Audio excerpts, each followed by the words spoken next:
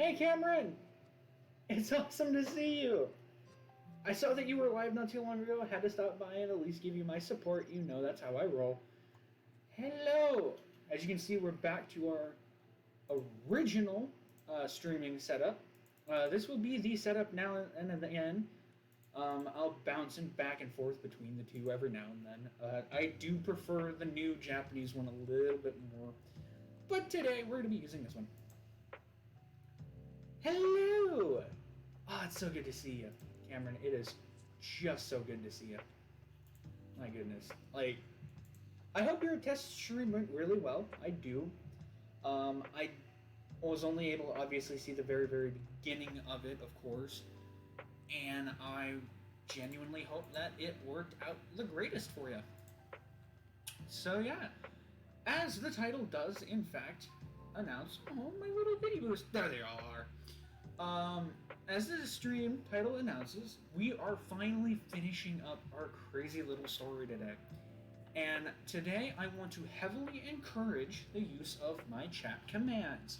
I haven't gotten it set up so that in the description you guys can see the chat commands. I don't know how to do that yet.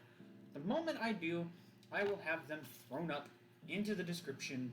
And by all means, use commands, use emotes, use whatever you feel like is fair, because we have a bunch of new things that you can use today. For example, the emote wall. You can't see it yet because no one's used any emotes, but if someone uses an emote in chat, it'll bounce around my screen for a little while, so I think it's very interesting. But today we'll be finishing the story. We're going to try and do our best to enjoy the interesting conclusion that I have written for this story. Hey, it's amazing that I see you in the test live stream. Yeah, and of course, I'm using Streamlabs. Cameron's actually using Streamlabs now, which is really exciting. I'm so glad that worked out for you. Because, and yeah, I worked out the bugs. Okay, thank goodness. I'm so glad you worked out the bugs. That was actually concerning for me if you were going to work out the bugs or not. So I'm very, very glad that you worked out the bugs. Excellent work. Excellent work. I'm so glad you got that taken care of. But, as per usual, I'd like to do a full recap of the entirety of the story from the beginning to where we are so far in the story. And since this will be the last time we tell this story, it will be the last recap. So, for those who do not remember, we're telling a story about an author named Alexander Jones who meets a mysterious woman on board a train.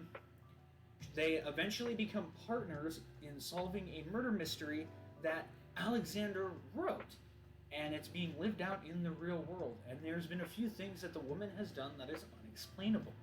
And if you want to know more about what she's done that is unexplainable, go check out the previous 2 streams.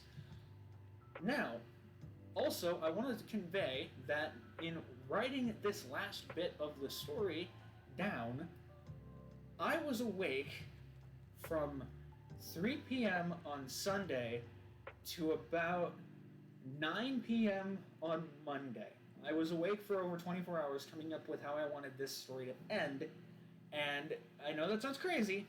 I did get sleep, so don't panic. I slept when I finally got everything finished. But I know how I'm going to make the story end now. And I hope that you all enjoy the ending that I've come up with, because it obviously took a very long time to create. And so, where we left off, they just reunited with the FBI agent, whose name still hasn't been revealed. And also, we're at the point where the FBI agent really doesn't want to, but he's going to work together with the police force, the author, and the woman to solve this. I hope you all enjoy the ending, because it's not what you expect. Or at least, it's not what anyone would expect, I should say. If the BGM is too loud or too quiet, please let me know. But I actually went and rewatched the end of my last stream just so that I knew where we were left off. I also have a glass of water here that I'll have to fill up later. Anyway, without further ado, we shall continue where we left off.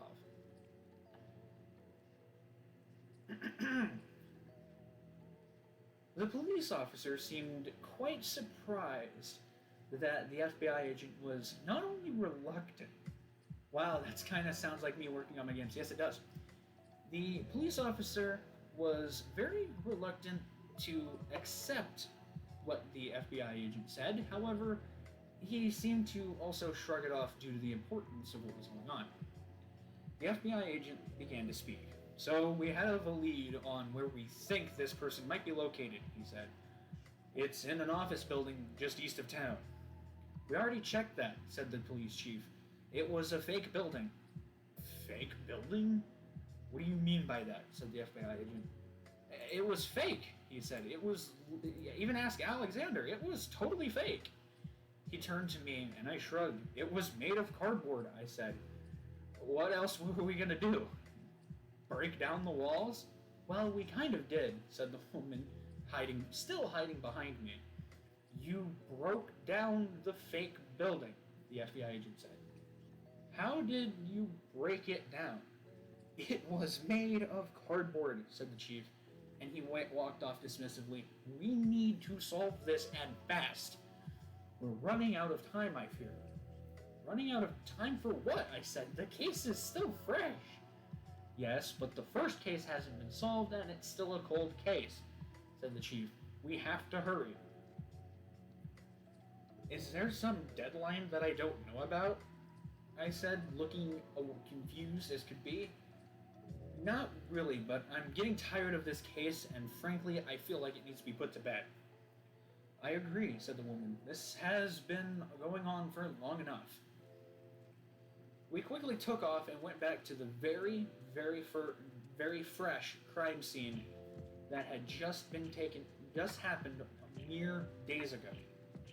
We continued to look around to see if there's absolutely anything that could lead us to where we were going. Then the woman spoke, very authoritatively. There's another note, she said, picking up a piece of paper on the ground.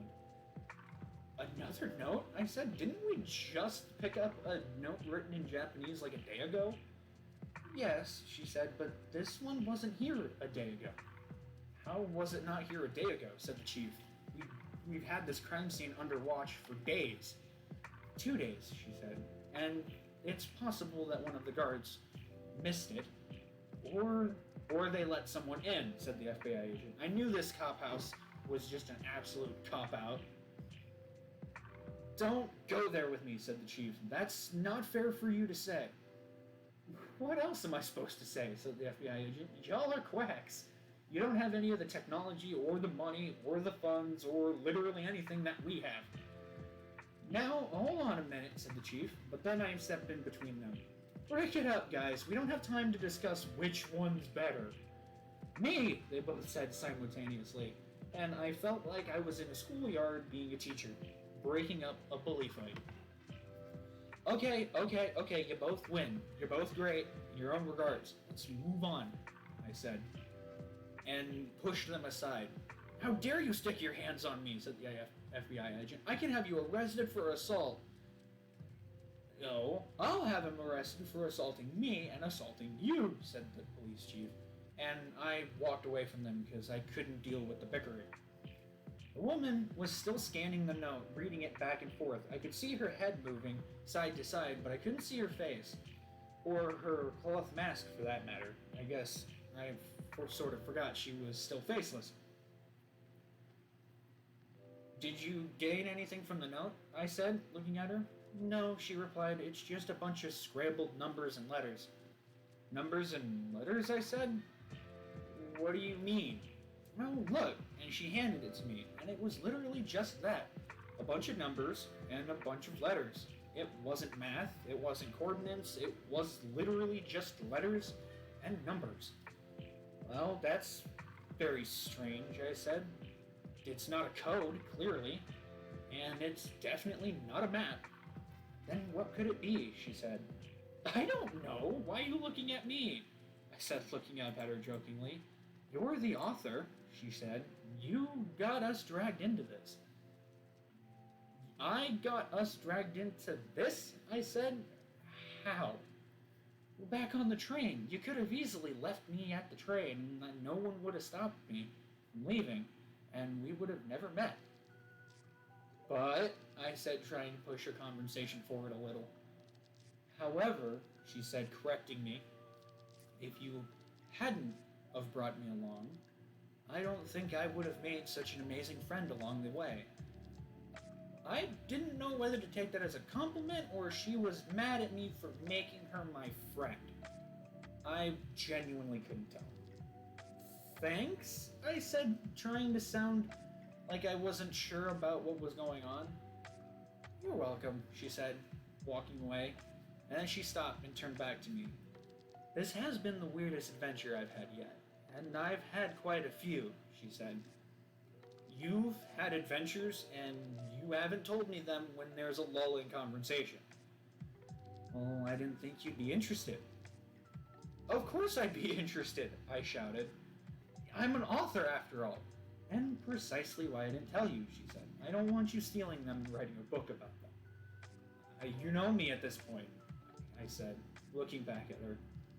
Well, we have been together for the last several days, if not several weeks at this point.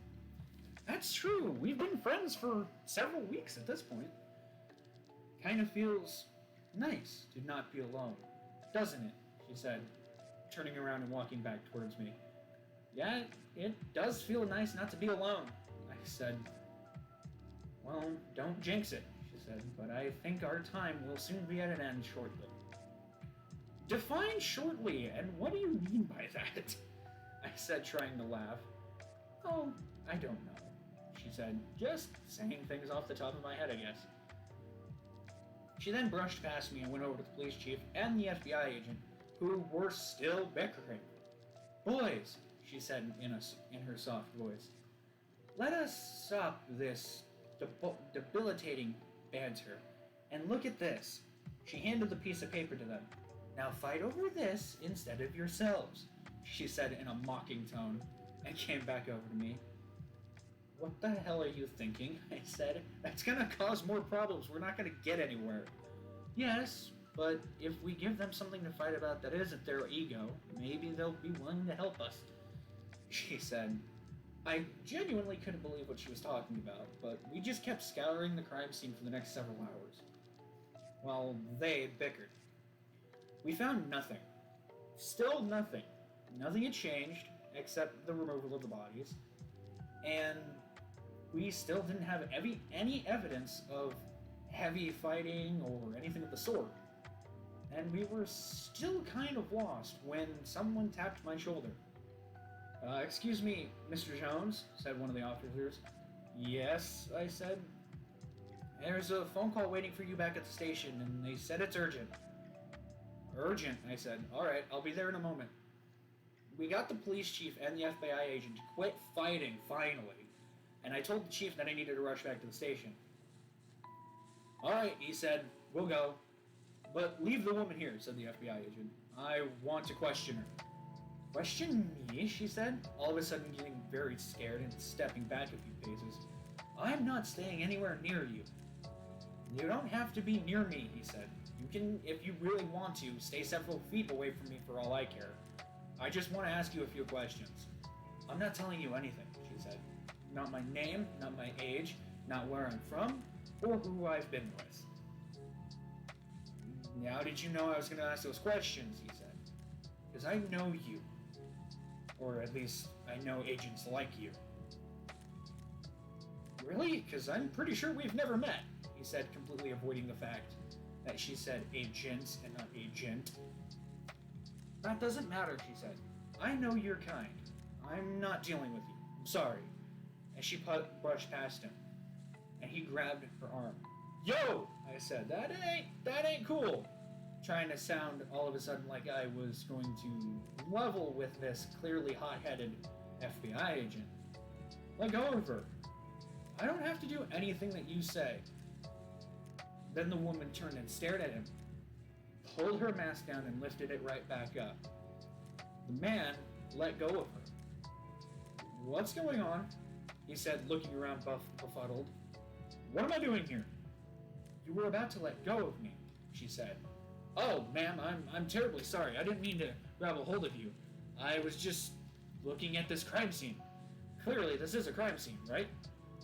It is as if he completely forgot what was going on. Come on, she said, looking at me, grabbing my arm now, standing quite tall over me, at least a foot now. It's time for us to go. I forgot that she had the ability to change her appearance, because I realized she was standing level-heading with the FBI agent when he grabbed her arm. What did you do? I said, watching it, looking at her as she basically dragged me to the police cruiser. Nothing, she said, just had to make him forget. I didn't have time to question what she meant by that as we jumped into the police cruiser. I don't think you have rights to drive that car, said the officer. Oh, my bad. I got in the wrong door. She stepped out of the driver's seat. I don't even know how she got into the driver's seat in the first place, but I was in the back seat and she was in the driver's seat. It was as if we just popped into the car. The officer got into the vehicle and took off towards the station. Did they give a name or anything of who they were? I asked as we rushed to the station. No, they just said they needed to speak to you and that it was urgent. So when we got to the station, I bolted out of the car with the woman holding the door for me, and I rushed in and picked up the phone. Hello? I said. You wanted to speak to me? Is this Alexander? Said a different voice over the phone than the last 3 mystery calls. Yes, it is, I said. Who is this I'm speaking to? It's the woman's father. His voice all of a sudden sounded familiar. Oh, I said, why didn't you call her? She doesn't carry a phone, her father said. It's extremely urgent. Okay, well, what happened, I said. Well, there's a note on my doorstep, and it's addressed to you. It's addressed to me, I said. Why is it addressed to me? I don't know, said her father, but the message seems very concerned, and she won't dare open it. Well, what is she doing right now? I said, sounding concerned for his safety. She's screaming, yelling at me, saying that it's my problem, yada yada yada. You know, the usual angry Mrs. Tone. I know what that sounds like being around you guys long enough, I said. What's she mad about right now? She says it's your fault what's going on, and that most of the people that aren't answering, most of our contacts aren't answering their phone. Hold it, I said. Your contacts aren't answering their phones. No, he said politely. We haven't been in contact with them. How many contacts do you have? I said, sounding like an investigator. 5, he said. They were supposed to be at the show at our second house, but none of them arrived. What were their ethnicities? I said, trying not to sound racist or being, against them and all. He paused for a moment. There were 3 businessmen from the States, and we had 3 businessmen from another country coming to visit us. Wait a second, I said.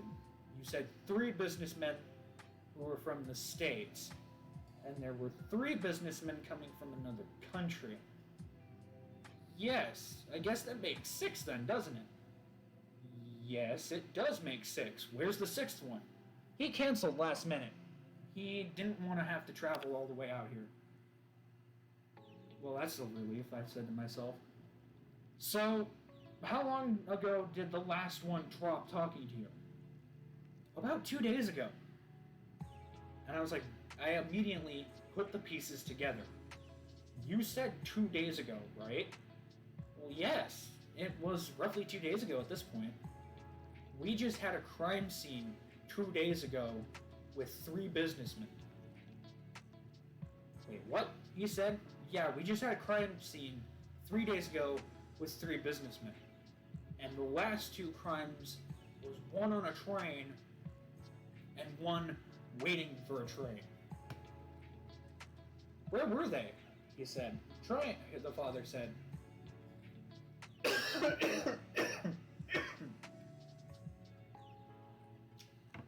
Well, the first one was on a train to my book signing, and that was several weeks ago, I said, reading the list of notes I had that was sitting right next to the phone.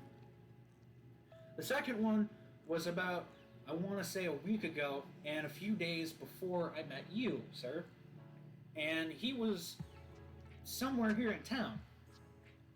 And the last one, he said, starting to sound a bit more nervous. The last one was just 2 days ago, and it was in the center of town. Shit, he said, looking at his wife. I guess he looked at his wife and immediately started speaking. I couldn't make out everything he said. And then he came back on the phone.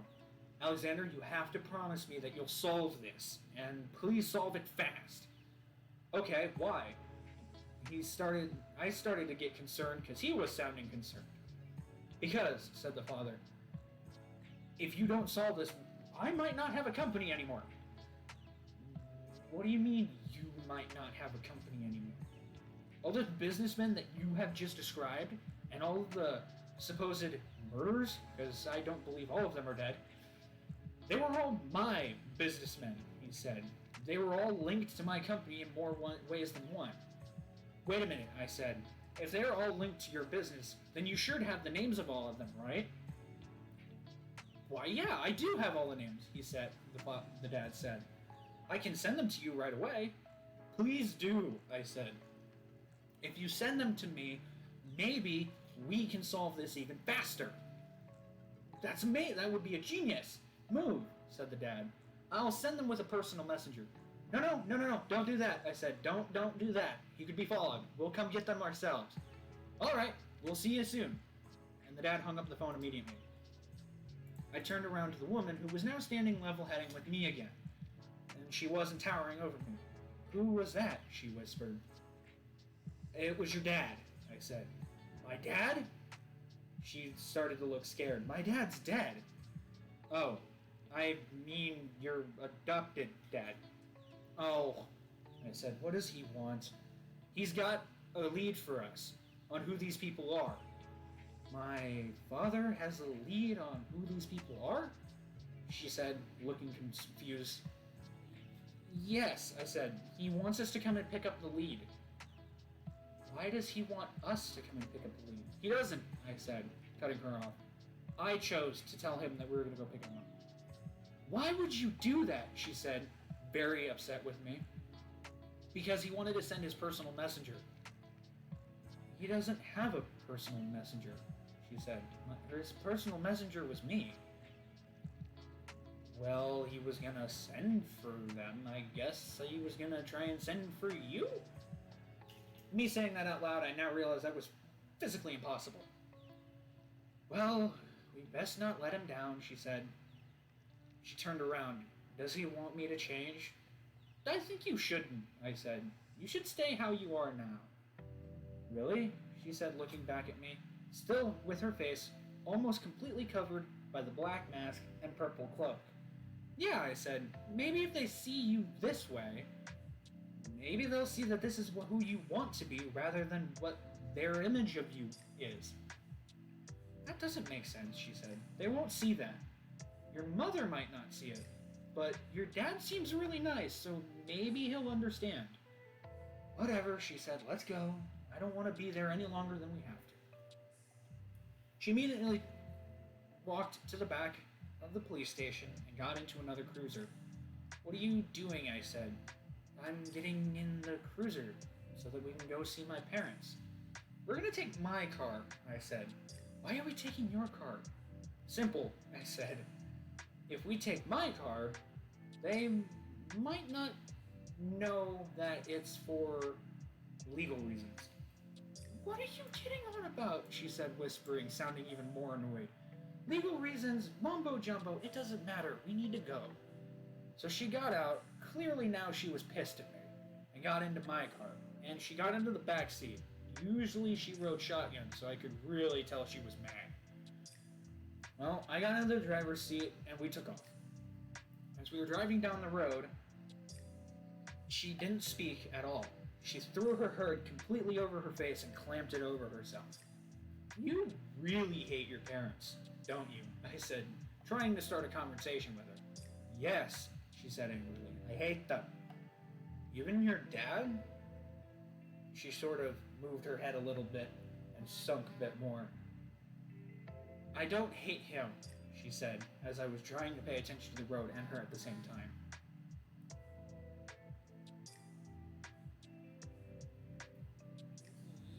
So if you don't hate him, then why don't you want to talk to him? Because no matter how much I try and talk to him to get Mom to see, she doesn't see anything.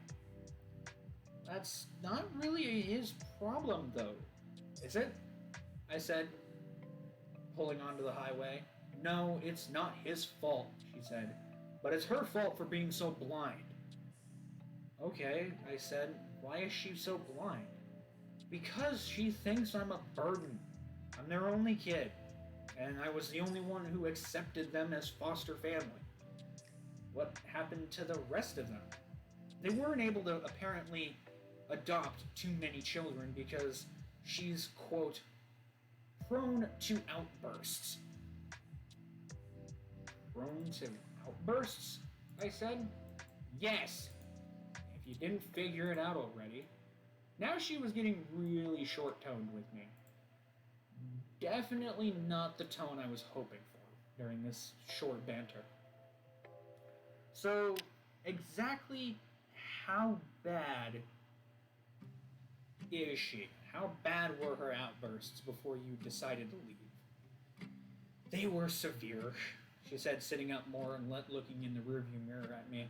She was now wearing her white, full face mask versus the black felt one that just went over her mouth and nose. It was constant, her eyes rolled. Every day it was something different that I did wrong, and I barely did anything wrong. Her voice wasn't soft, it was very assertive and angry and sharp. No matter what I did, she went on, it was always wrong.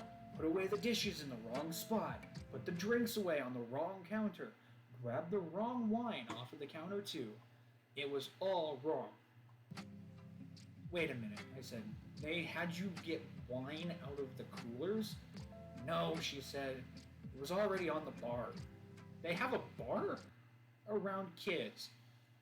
Yes. Why is my BGM cutting out?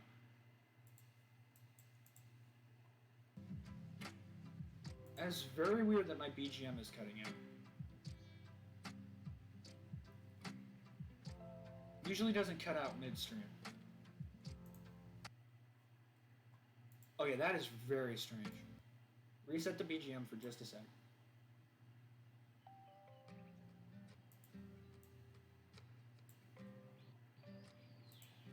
Y'all hearing that, right? My BGM is cutting out.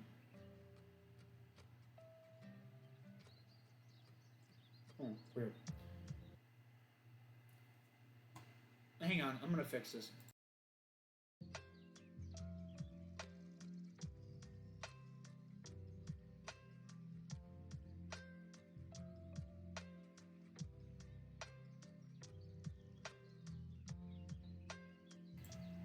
I don't know what I did, but hopefully it doesn't cut out anymore. Yes, she said, there's a bar. I wasn't allowed to drink from it except for the soda stream, but that was about it. So they drank around you. No, she said, looking at me. Mother drank. Dad did not.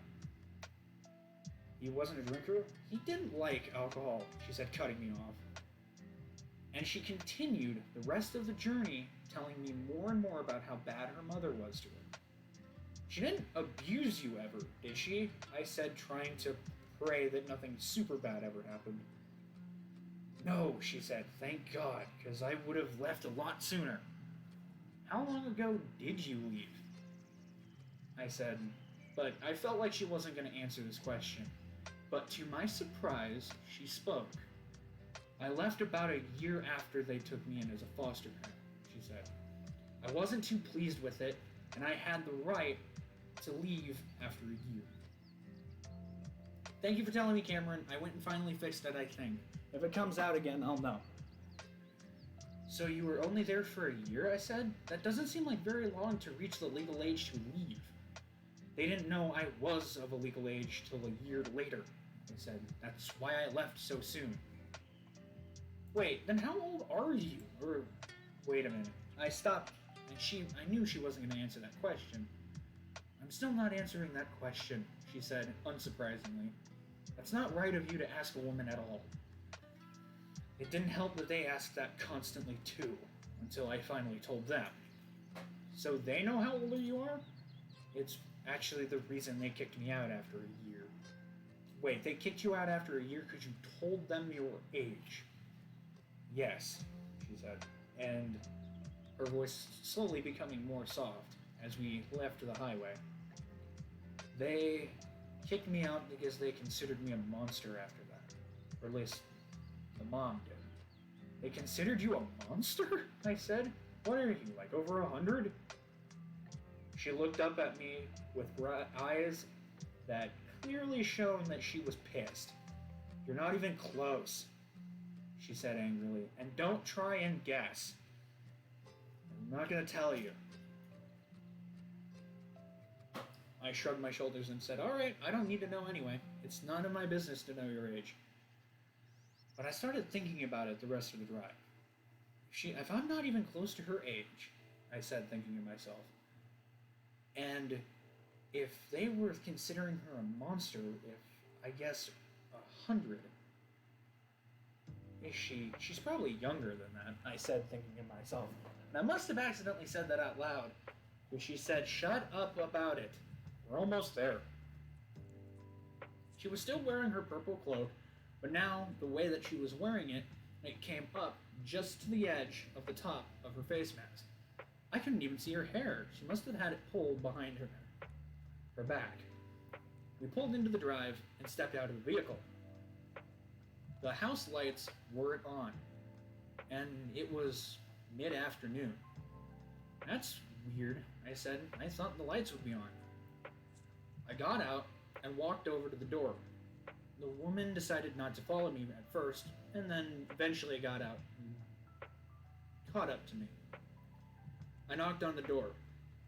The door panel that kind of looked like a barkeep's window slid open. Is that you, Alexander? Said a voice, very startled. Yeah, I said. It is me. Good.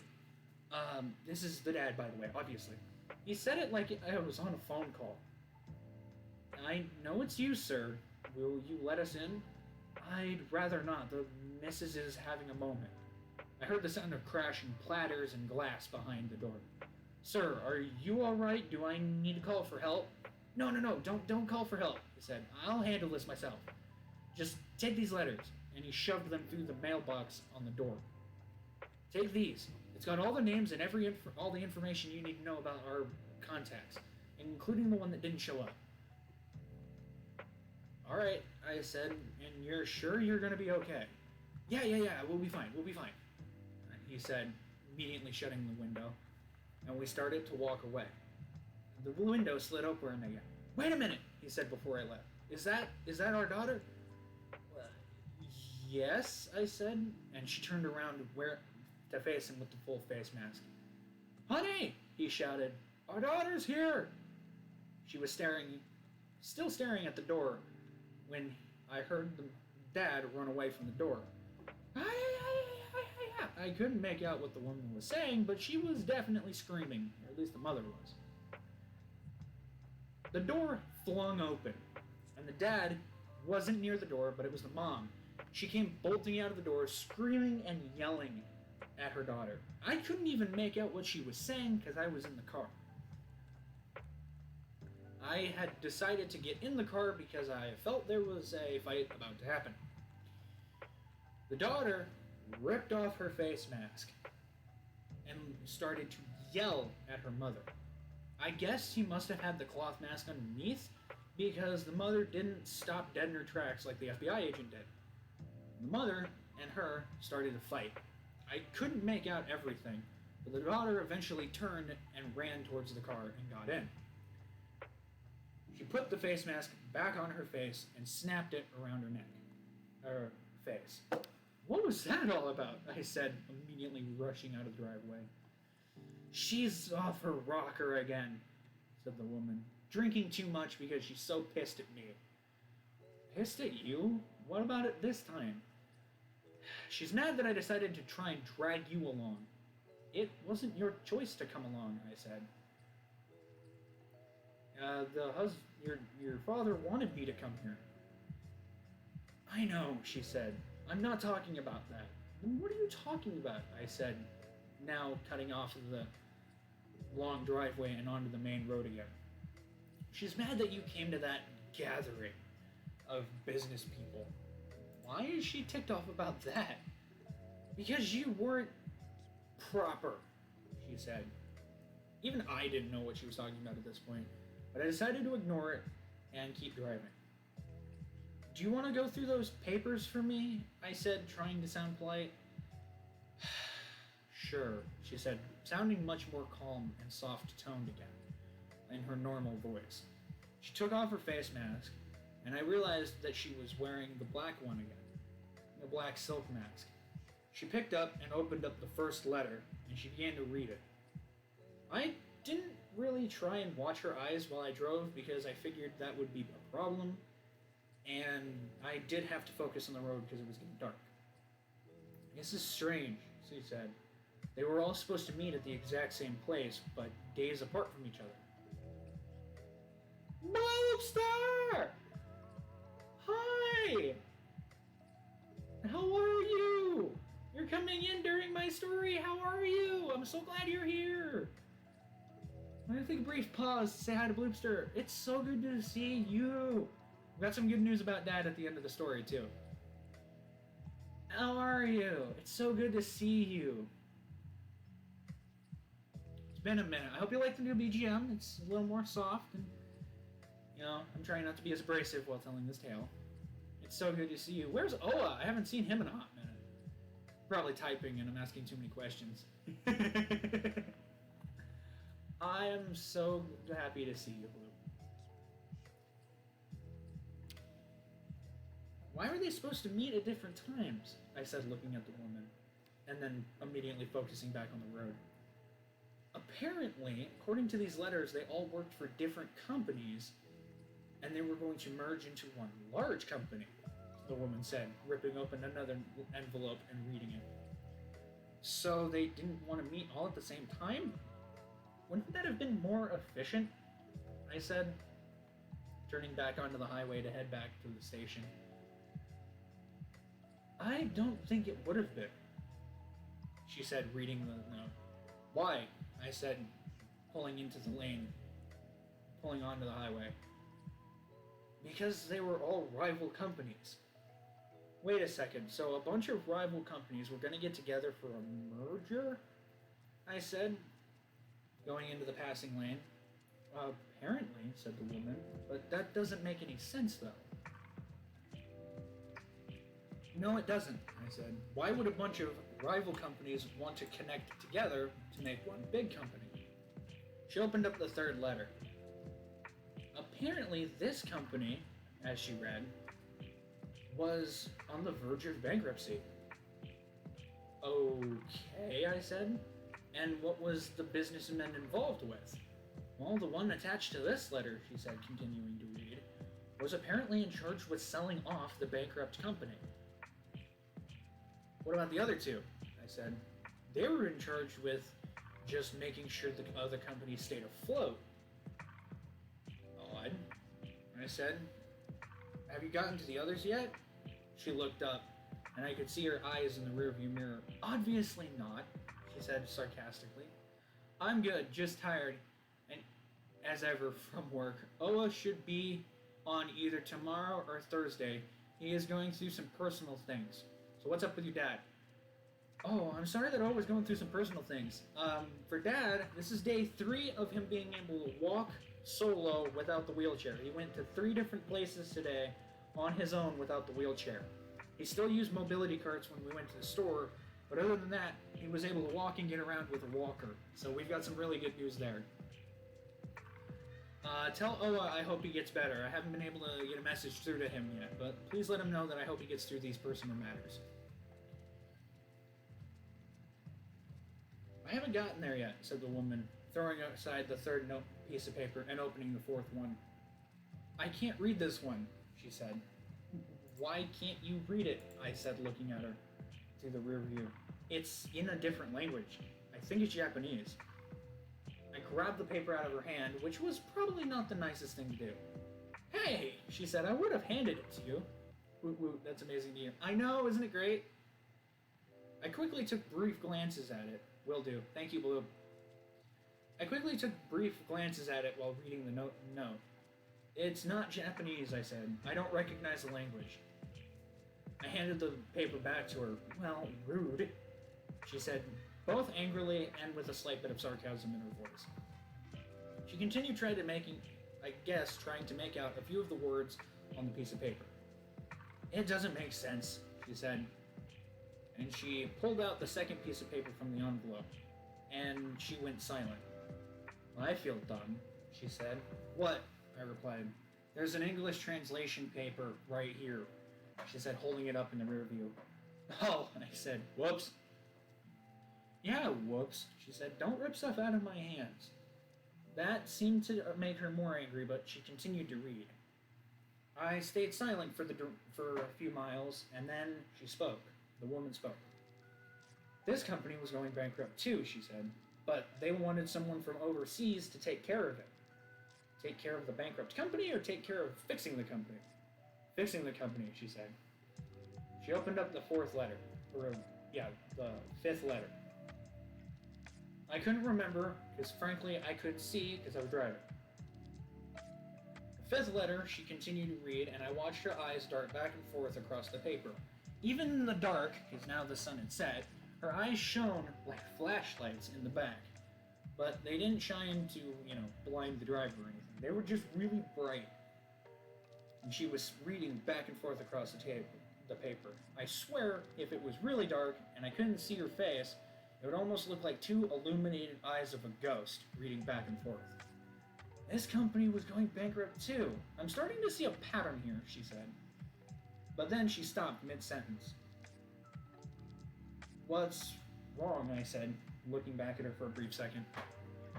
This was Dad's rival company, she said, reading more. Wait, it was your foster father's rival company? I said, trying to get the words out. Yes, she said. They wanted him to merge with them, not the other way around. Then she went back and read the other four letters. They were all wanting the same thing. Looking back between all five papers. Wait a second. So you're telling me that the connections that your father had were connections with companies that rivaled his? Yes, she said. And they all wanted him to merge with them, I said, trying to put the pieces together. Yes, she said. But what does the sixth letter want? I don't know, she said. She cracked it open. She began to read again. This company wanted to merge with him. And it seems like, as I heard her flipping through the papers as if filing them, the other companies wanted this company as well. So this is just one big, business broker or whatever you'll call it, situation. You mean where one company wants to liquidate one company and the others want the two companies to help them out because they have better chances? She said. Something like that, I said. How do you know this? I had to do this a lot, she said, holding up the papers and filing them all together. They all have names on them, right? Just the name of the companies and last names, she said. But they don't have names of, the first names of any of them. But maybe we can match the names of the people that are dead to those on the papers. Yes, she said, that's a possibility. But how can we confirm that? I made it! Sorry for interrupting. You're fine, Voltrex. You're 100% fine. So glad that you're here. Interruptions are completely okay because it gives me a chance to say hello to you guys. Do not be upset about interrupting. I'm always glad to have you interrupt. I'm glad to have anyone interrupt because if you do, it gives me a chance to say hello, see how you're doing. Don't ever feel bad. Alright? Never feel bad about interrupting me. If you do, it's alright. I always manage to get myself back on track, don't worry. Good to see you. Hope things are going well. If you want to, happy wishes. It's always good to see you. Let me know how you're doing, and we'll continue. And I will respond to you when you type how you're doing and how everything's going. All right? Love you, man. We pulled off the highway and started to rush back to the town. So, let me get this straight, I said, trying to remember everything she had just told me. If you want me to put it in perspective, I will, she said. Yeah, you can do that, I said, looking back at her. The moment I looked at her, I almost freaked out. She was clambering over the back seat of my car into the front seat of my car. And her cloak was basically getting caught on the seatbelts. What are you doing? I said, trying not to swear at her while driving or swerve on getting onto the main road of the town. I wanted to change seats, she said. Is that a problem? Kind of while we're going down the road. What the hell? I said, looking at her as she flopped in the front seat, staring at me. Her eyes went to squints as if she was smiling at me. What? She said. Am I not allowed to do that? I never said you weren't allowed, I said, but for the love of God, be a little more careful. Please, I said. I'm always careful, she said in her soft-toned voice, buckling up in the passenger seat. So, she said, looking at me while I was driving. I could just see her out of the corner of my eye. Basically, what was going on, she began, is that all these companies wanted to come together into one major company, but they didn't know who to go to. And I guess my dad, she rolled her eyes, agreed to it like he agrees to everything. And was that a bad thing? I said, quickly turning my head to look at her. Sort of, she said. It seems like whatever was going on, someone put a hit out on all of them at the same time.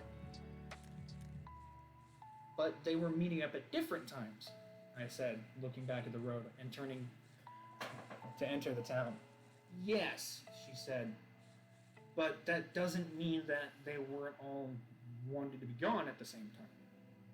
So whoever's doing this really loves my books, must have not had the opportunity to make them a reality, or they really like my books and used them because they thought it would cover up who was doing it.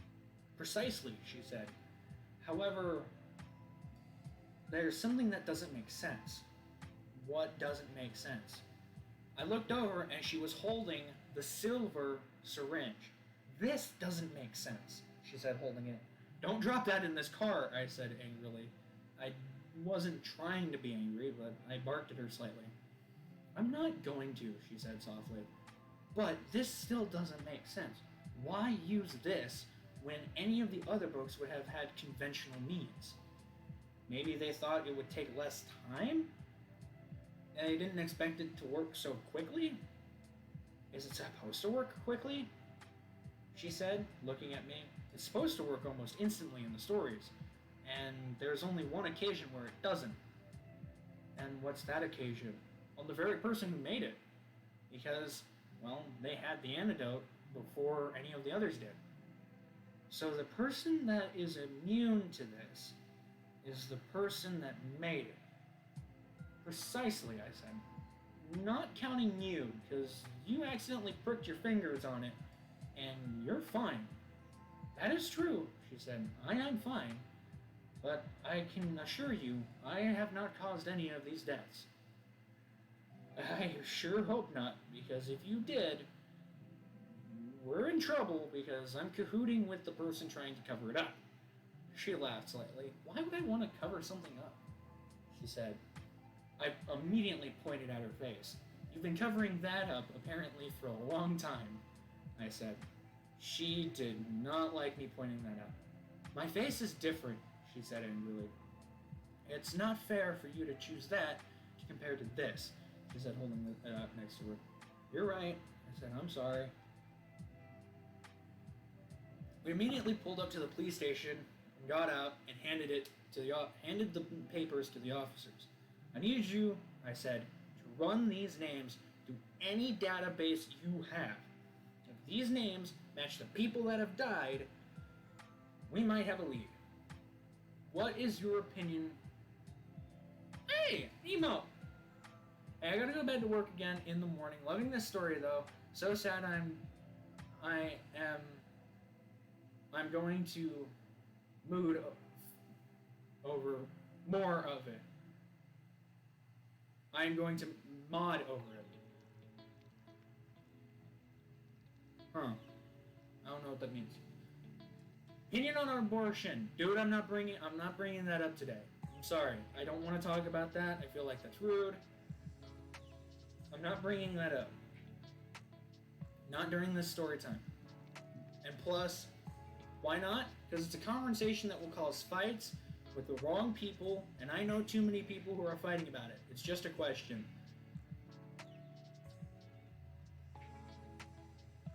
What? I don't know what that means. Miss. Thank you, Blue. I'm going to miss more of it. Alright. Thank you for confirming that, Bloop. I'm sorry.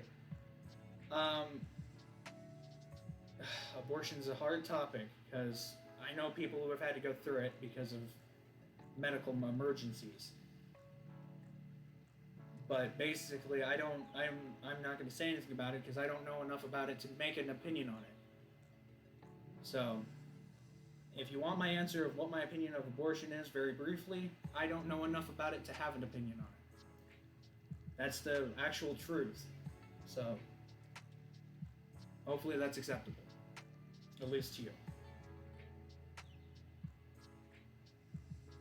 The police chief rolled his eyes at me. This isn't going to be another dead end, he said. Hopefully not, I said, looking at the police chief. And he turned around and started punching names into the computer. Lo and behold, I was right. Each of the names of the letters matched correspondingly to one of the people who was involved in one of the deaths. This is a very interesting twist of events, said the chief.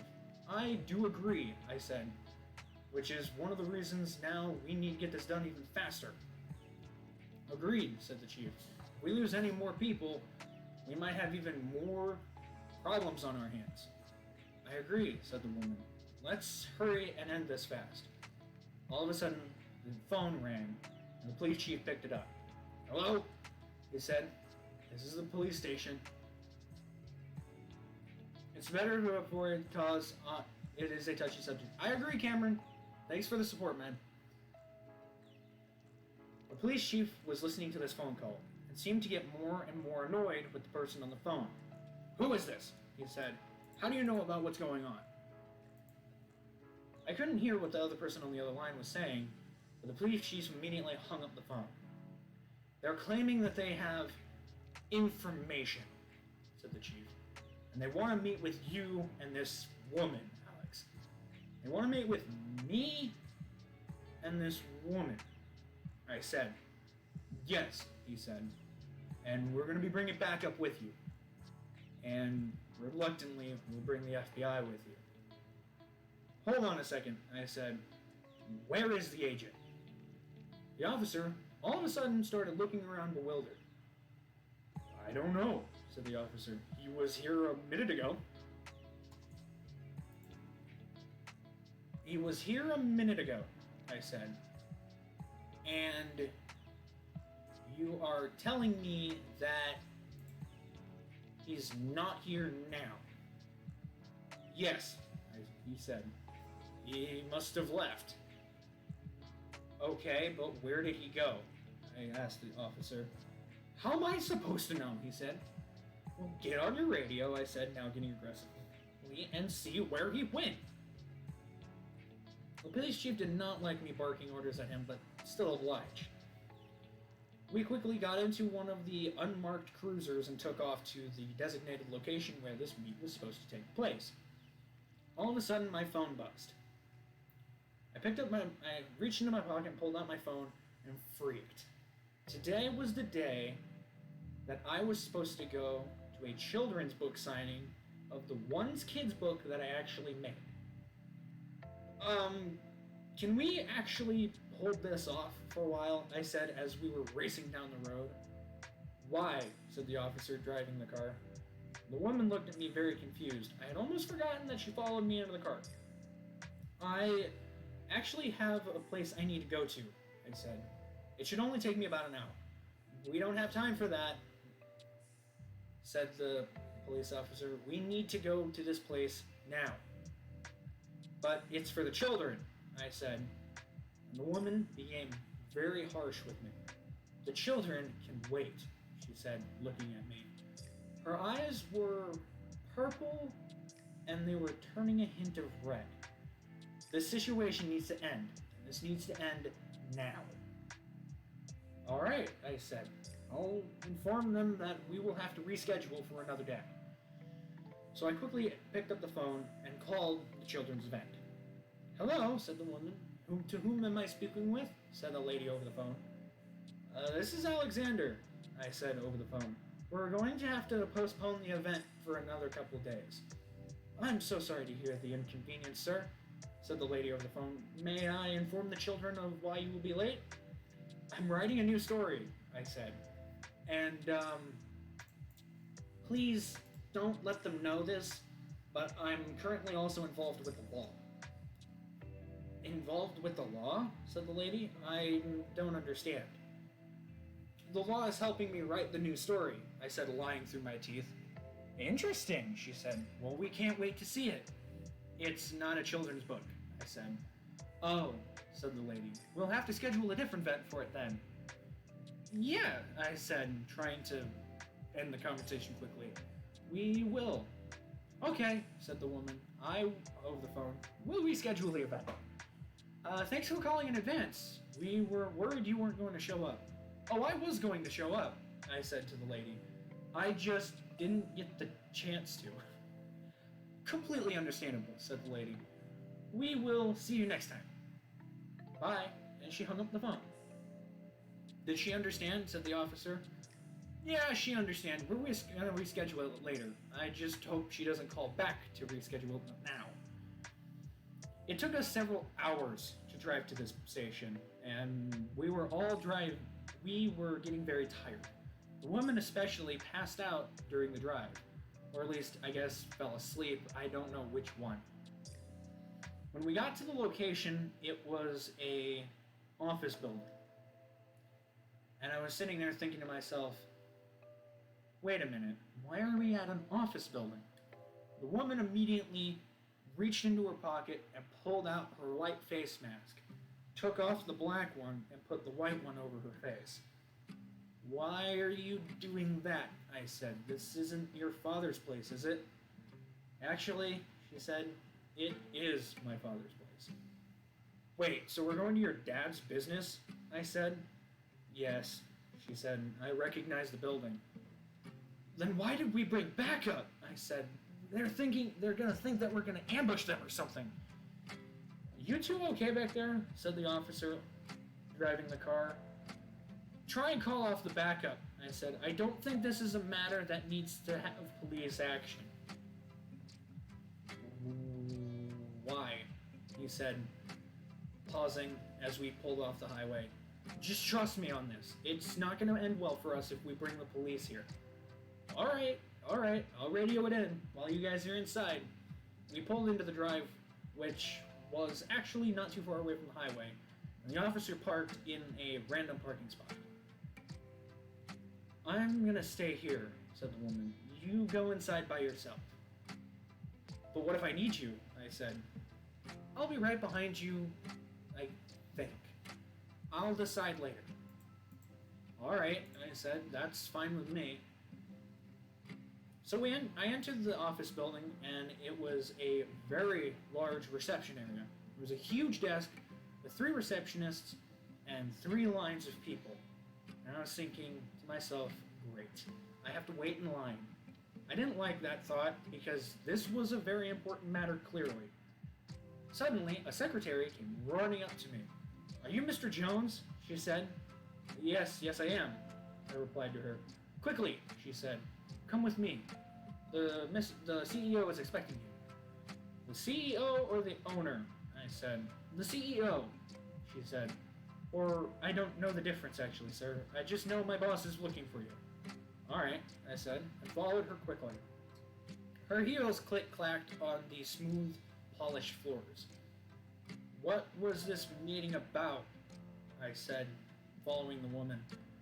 "He wants to discuss a business venture with you," she said. Business venture, I thought. Who on earth would be wanting a business venture with me now?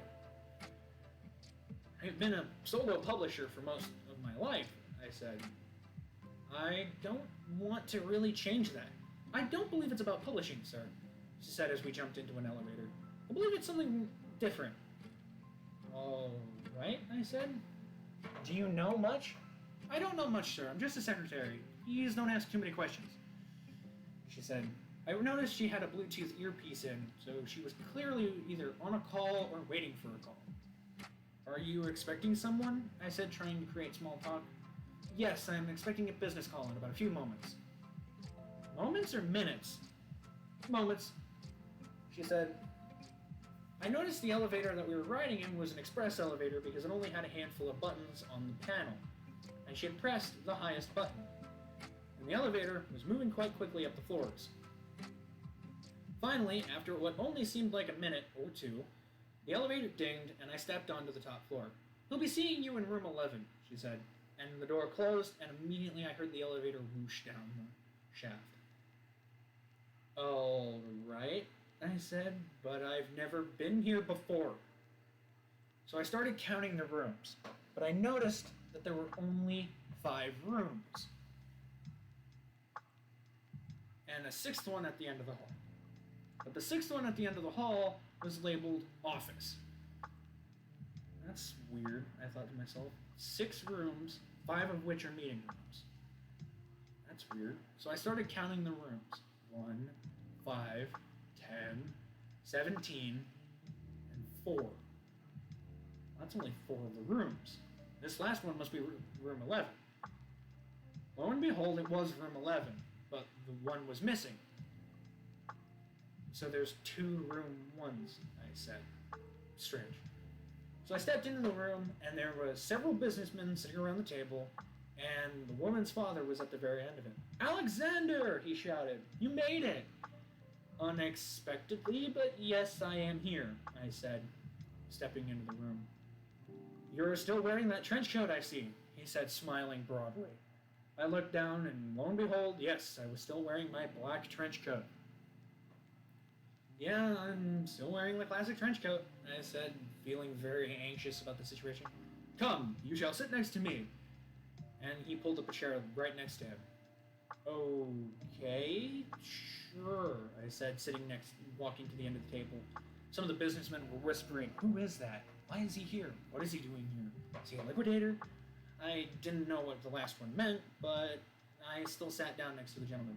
So, as many of you know, we've been looking for the answers to why our businessmen have cut ties with us, the woman's father said. Well, Alex has come here to bring us the answers. No, I haven't, I said. I don't have the answers at all. Come on now, Alex, don't be shy. I noticed he wasn't calling me Alexander or Mr. Jones, or even using my full name. He was calling me Alex. You gotta have some answers for us all. We've been dying to know. You only just gave me the information a few hours ago, sir. I haven't gotten any information yet. Come on, you authors are supposed to come up with answers, right? Yes, I said, we are usually the kind of people that come up with answers, but we tend to jot it down first. A few of the businessmen laughed, thinking that it was a joke. Come on, Alex, he said, we gotta have some answers. Then he leaned down. These businessmen were some of the people who were gonna meet with those guys. And if those are people that got killed because of us, we don't want the news getting out. So if you've got any information, please, kid, I need your help. Sir, first of all, I'm in my 20s. I'm not a kid, I said, whispering back. And second of all, yes, I have information, but legally speaking, I shouldn't be giving it out. I'll pay for your fine, kid. Don't worry, he said, whispering back. Again, I'm not a kid, and I'm not your kid either. But I guess I can give some information away that it's illegal. That's my boy, he said quite loud. You do have information for us. And all the businessmen shut up and turned to face me. There were at least 12 to 15 of them. Well, I said, standing up, we don't have too much information. We do know that the people that were killed are the businessmen that were meant to meet with somebody. I all began to whisper. However, I said out loud, we don't know if they're the businessmen dedicated to you. He said, I said, turning to each of them, we got to understand one thing in this room. And what's that? One of the businessmen said from across the room. We don't know the motive yet, I said, looking at them. If we can find the motive, we can find out why this happened in the first place. Ooh. Question, said one of the other businessmen. Answer, I shouted back, feeling like a dad all of a sudden. Good one, he said. But no, seriously. The businessman stood up. If you don't have the information yet, then why did you come here? I invited him, said the dad. I invited him here. Well, why did you invite him here if he doesn't have any information? Because if the information he has could potentially help us, maybe we can seal a deal with these companies. Are you crazy? I said, looking at the woman's father. You're trying to seal this deal? Yes, we've sent for another couple businessmen to come meet with us. The entire room leapt up and cheered. No, I shouted. You send more people, you're gonna probably get more deaths. Unlikely, said the father. If we send more people, it'll take them longer to get to them, which means one might be able to get to us. You're crazy, I said. That logic's not gonna work. You're just gonna make more work for the law. He leaned down and whispered to me again, and his voice changed from being very upbeat and personal to aggressive. Listen here, boy, he said. I don't care about the lives of these businessmen. I care about the life of my company, and it's going under. These men could make it so that we have connections and ties across the world. If that happens, we can get out of this sinkhole that we're in, and I can make life better at home. You're crazy, I said. Your logic makes no sense. At this rate, if you keep sending people over, you're gonna cause a mass genocide. Look, he said, just solve this case. Maybe I can save my company and save my marriage too. But I understand that it's not the greatest idea in the world. Finally, I said, but it doesn't mean I'm not going to use it. You're insane, he said, and I'll have nothing to do with it. I looked to the other businessmen. I will get more information to you as soon as possible, I said, lying through my teeth. And I will return with more information. Yay! All the businessmen shouted. And I turned to the dad. Please, I beg you, I said, out loud. Reconsider your idea. Perhaps a Skype call or something else would be more efficient than having them sent here. And I left the room. As I left the room and closed the door, I heard footsteps behind me. I tried to guess who it was. Is that you, ma'am? I said, turning around hoping to see the secretary. But instead, it was the woman, wearing her white mask and her purple cloak. I need to speak with my dad, she said. You need to speak with your father? I said. Now, she replied. Her voice was tones, very, very aggressive. I had to think of the right word for a moment. I couldn't remember what I wrote down. I immediately said, okay, he's right behind me. And she flung the door open. Sweetheart, he said, and the door slammed shut. I then realized that the door was soundproof because I didn't hear anything. She opened the door again. Wait here, she said. I'll be back momentarily. And she closed the door again. And I waited and waited and waited. While I was waiting, I decided to jot down a couple of notes about the very book that you're reading. But I didn't really know how I wanted the book to end, or even start at the time. All I had was making a real-life story into a book. And I was writing down all the notes of how the kills happened, and the murders, and the motives, and the people involved. I had the names of the officer, I had the names of the people involved, I even had the names of basically wherever we went. The two names I didn't have was the name of the killer and the name of the woman. I just didn't have the names. A, because we didn't know the killer, and B, the woman would never tell me. Then she came storming out of the room, stomping as loud as she possibly could. You're finished, I said, following after her. Did it go well? She didn't say a word. And she got into the elevator, and I followed suit. I immediately noticed something was off because her cloak had changed color. Why is your cloak a different color? I said. She turned to face me, and her eyes were as red as flames. I can't stand him, she shouted. He's doing something completely stupid and arrogant just to please that woman. What is he planning on doing? I said, trying to act like I didn't know what she was talking about. He's planning on sending more businessmen over here from those same companies. Doesn't he realize that they're the very reason that we've had these problems? I don't know, I said, lying through my teeth. And apparently she caught on. Don't lie to me, she said. You were in there talking to him. You know what's going on. Yes, I do. Wait a second, I said, stopping in the dead center of my sentence. How did you know what was going on? I didn't even see you anywhere. I told you I might decide to follow you anyway. She said, don't ask me how, just know that I did. So his goal is to send more businessmen over to try and seal a deal, even though the last time he tried it, they got offed. Yes, she said, and it's not going to work again. How do you know this? He's had a target on his back for his entire life, she said, staring at the floor. No matter how many times he's tried to save this company, it always has a problem. He still manages to do it somehow, but this time it just seems plain dumb. I don't disagree, I replied. His whole logic of sending businessmen over just to fix a problem, knowing that they're getting murked, is not the way to solve the issue. We got to the bottom floor, and the police chief was standing there.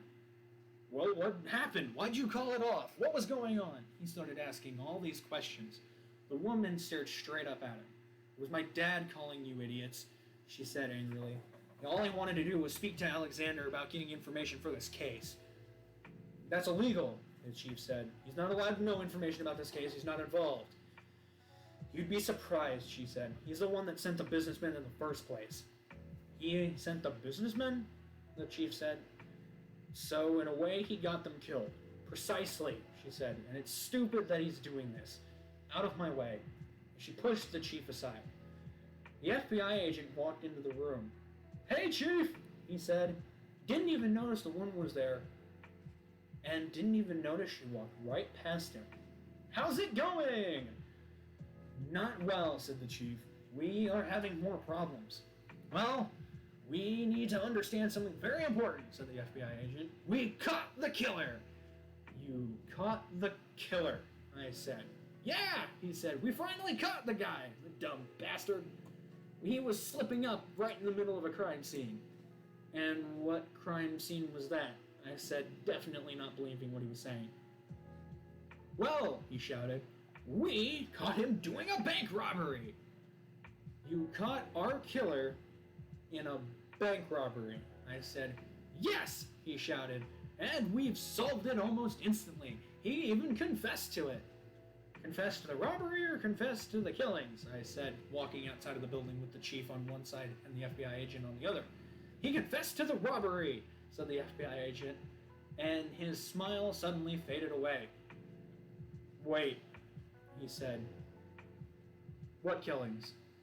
The killings that have been going on the last couple weeks, I said. You know, the whole reason you're involved in this case? Right, the killings. No, he didn't confess to those. How many were there again?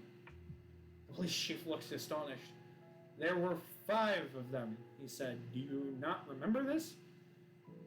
No, said the FBI agent, starting to sweat a little. I remember there were 5 killings. They were all foreigners. No, I said, only 3 of them were foreigners. Oh, he said. I thought they were all foreign. Are you alright? I said, looking at the FBI agent. Yeah, I'm having a weird memory loss problem today, he said. I looked at him astonished. You're having a memory loss problem? Yeah, it's not been a good day. I lost my memory just a little bit after being at the station with you guys. You lost your memory at the station? Said the chief. What happened? I don't know, I said, lying through my teeth. Not you, said the chief. The officer. I don't remember. I just remember we were at a crime scene, he spoke as we all got into the same vehicle. And I remember this woman, and then I don't remember anything beyond that. Typical, said the woman sitting right next to me. She almost made me jump, because I was sitting with her in the back seat. And she did make the FBI officer jump. Who are you? He shouted. Why are you in the car? I'm the woman you grabbed a hold of, she said, looking at him. I'm sorry, ma'am, but I don't remember you. You'll remember me soon enough, she said, rolling her eyes. Still, they were as red as flames, and her cloak was red with accents of purple now. I'm sorry, ma'am, he said as the police chief took off back to the station. I really don't remember who you are. She sighed, and I looked at her. Can I ask you a question later? I said, when you've calmed down, of course. Sure, she said, just obviously not now. The FBI agent seemed to, the entire way back, keep glancing back at the woman whose face was still covered by the white mask. Ma'am, I gotta ask you, he said, have we met? We've met before, yes, she said, slightly shivering in his presence. I guess her fear for him was starting to show through her anger. I don't feel like we've been introduced, he said. We have, she said. Please don't speak to me. What's the matter? Is there something I can do to help? His entire personality had changed from being this boasting, egotistic human being to this person who seemed a lot more calm and caring. I fear the FBI, she said, and I don't trust you. Oh, he said, completely understandable. I was at a loss for words. Just a few hours ago, this guy was full of himself, thinking that he was above and beyond the law. And here he is riding in a police cruiser, talking to this woman, and then it clicked. I stopped that thought almost immediately. The way he was speaking to the woman was the exact same way that I spoke to the woman the night we met on board the train. Suddenly, my personal phone rang, and I picked it up. Hello? I said. Joan speaking. You're completely lost, said this voice over the phone. Do I have to spell it out for you? Spell what out? I'm not sure I understand, I said over the phone. This whole case, stupid, said the voice over the phone. Me, the killer, the murders. You don't get it, do you?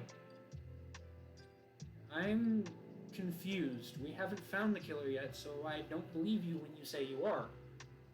Oh my god, he said over the phone. You know what? I'm just gonna bring you to me. It's the only thing that makes sense. At this point, I'm tired of this game. I was having fun with it. I'm tired of it now. And he hung up the phone. Not moments did he hang up on the phone with me that the police radio blared, "There's another murder scene." The radio blared. It's in the dead center of town again, only a few blocks away from where the previous murder last night took place. Wait a minute, said the chief. There's another murder? I was in awe. Not moments did he get off the phone that this took place. I just got a call from the person who did it, I said out loud, and the woman's cloak immediately shot back to purple, and her eyes changed color as well, and she looked right at me. What did you say? She said, shocked. I said I just got off the phone with him. And you didn't tell us? Said the FBI agent. What kind of moron are you? And the woman immediately shot back and looked at him. I'm sorry, I didn't mean to be rude to your friend here, ma'am. I find his stupidity quite high. You say nothing about him, she said. All right, said the agent. I'm sorry. And the chief looked at me. Do you still have the number? It's redacted, I said. It's genuinely redacted. How can it be redacted? He said. And I handed him up the phone, and lo and behold, when they looked at the number, there were 3 redacted calls. And only 3 redacted calls. The first one was a while back, several weeks ago. The second one was just recently, and it had been called on twice. I guess I didn't hear the first time it rang. "Let's get going," he said the chief. He flipped on the sirens and flipped on the lights, and we sped all the way back. On the way to the office building of the woman's father, it took us an hour. On the way back, it took us about 30 minutes. We were going over the speed limit. We rushed into town and sped through lights and screeched around corners. And we almost flew out the windshield sarcastically as we stopped at the crime scene. There, on the ground, was the sixth businessman lying on the ground. "Do we still have those letters?" I shouted. Yes, said the chief. "Here." And I took the sixth letter out of his hand. The woman and I both jumped out of the car quickly and ran over to the body. "This is a fresh kill," I said. "No more than a few minutes." "Few minutes," said the chief. "How did we not know about this sooner?" "I don't know," I said. "This just happened." I immediately pushed my hand into his pocket and pulled out his wallet, and his last name matched the name on the letter. "Damn," I said. "We missed him by a few minutes." The woman looked at me. "What do you mean?" And I showed her the license and showed her the letter. "The killer got the last laugh on us this time," I said. "Well, well, well," came a voice from the distance. "You finally caught me." "The fuck?" I said, looking up. And there, standing in the crowd, right in the front of them, I guess the crowd didn't even see him. "You finally caught me," said the man standing there, wearing a completely blacked out outfit. "What are you talking about?" I said. "You're not the murderer."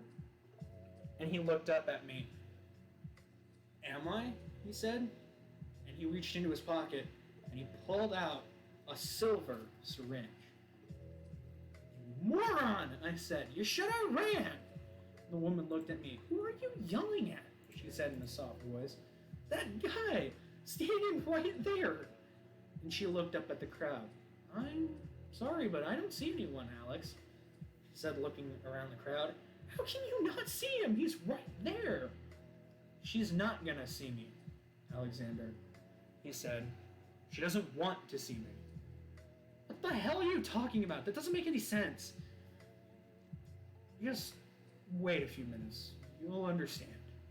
And he turned around and walked through the crowd.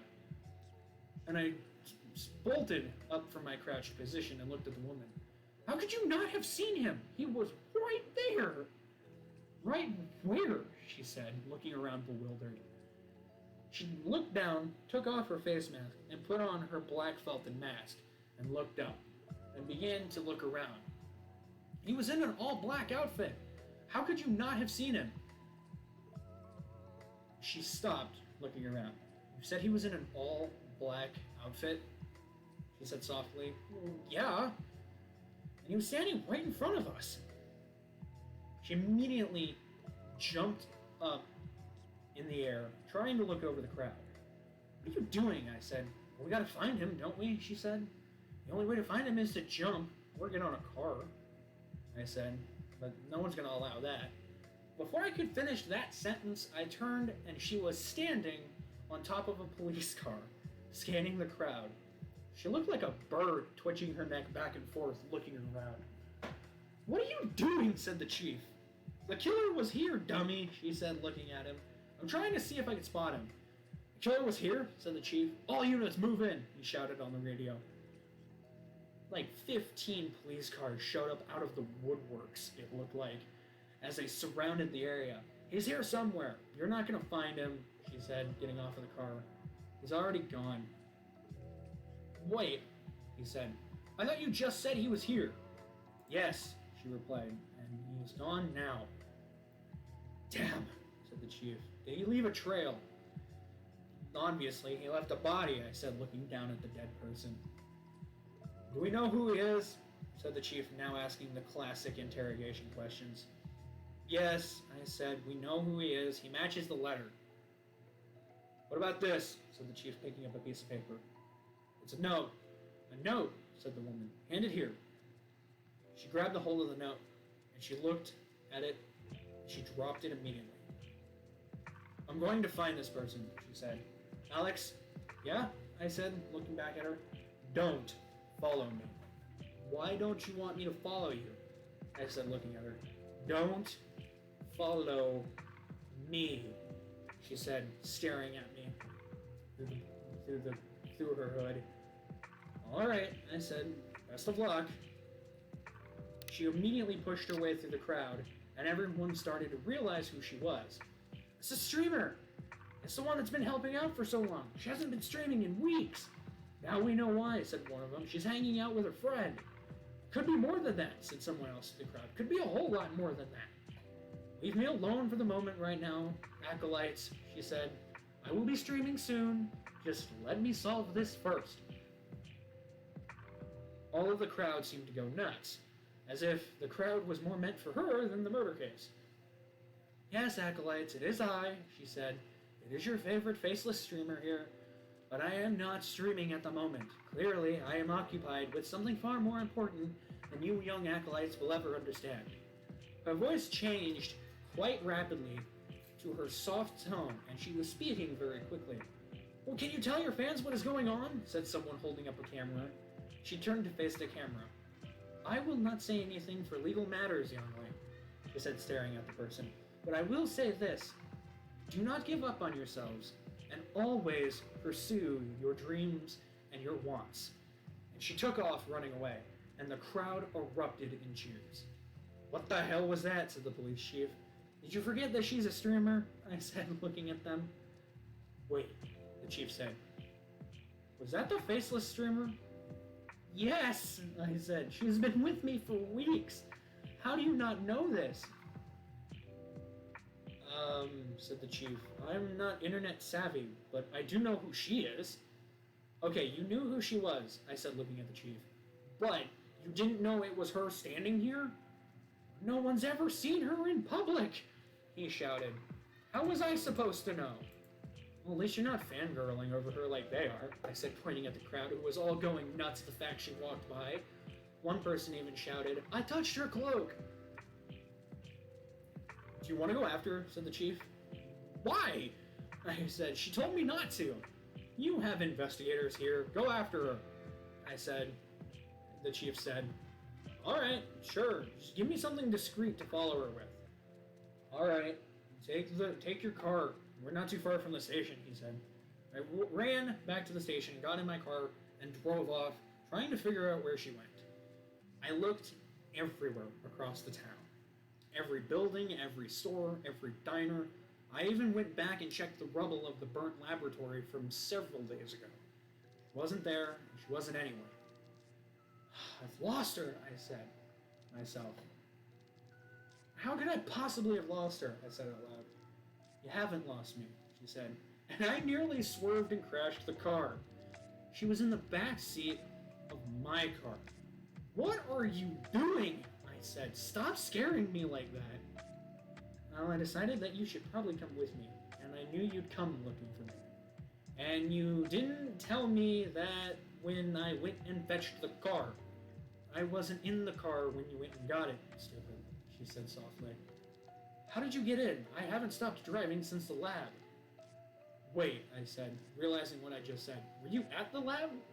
No, she said. I was somewhere else, but I figured you should come with me. Are you going to take me there? Yes, she said. But you must be aware what we're getting into is probably not going to be good for you. Why?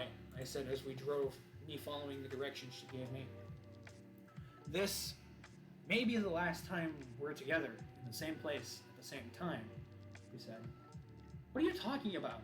You're not planning on something really stupid, are you?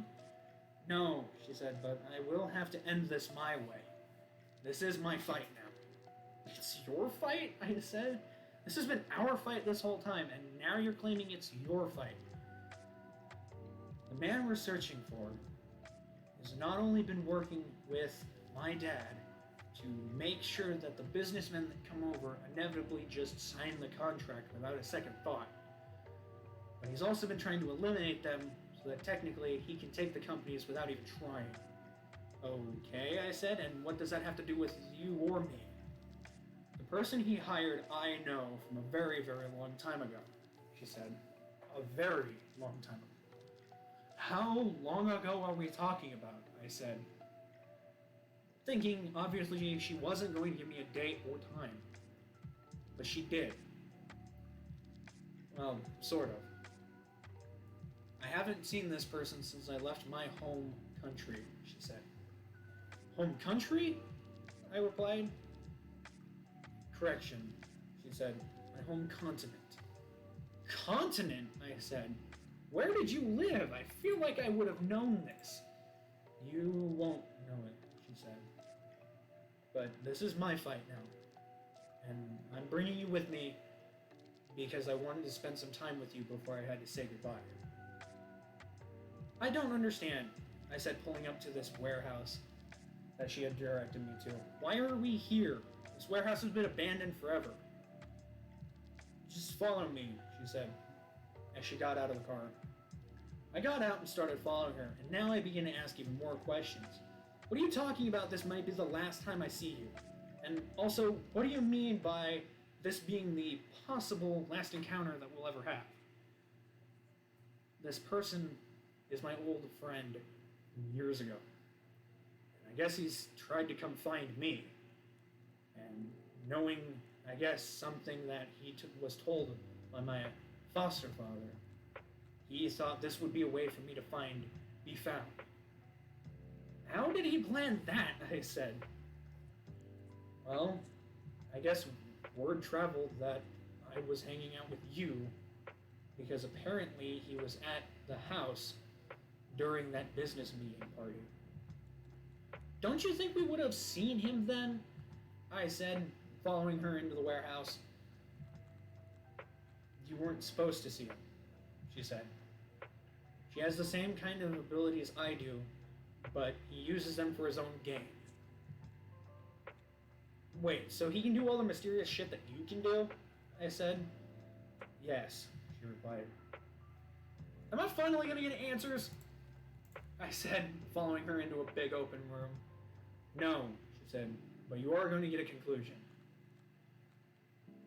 Well, a voice echoed through the warehouse.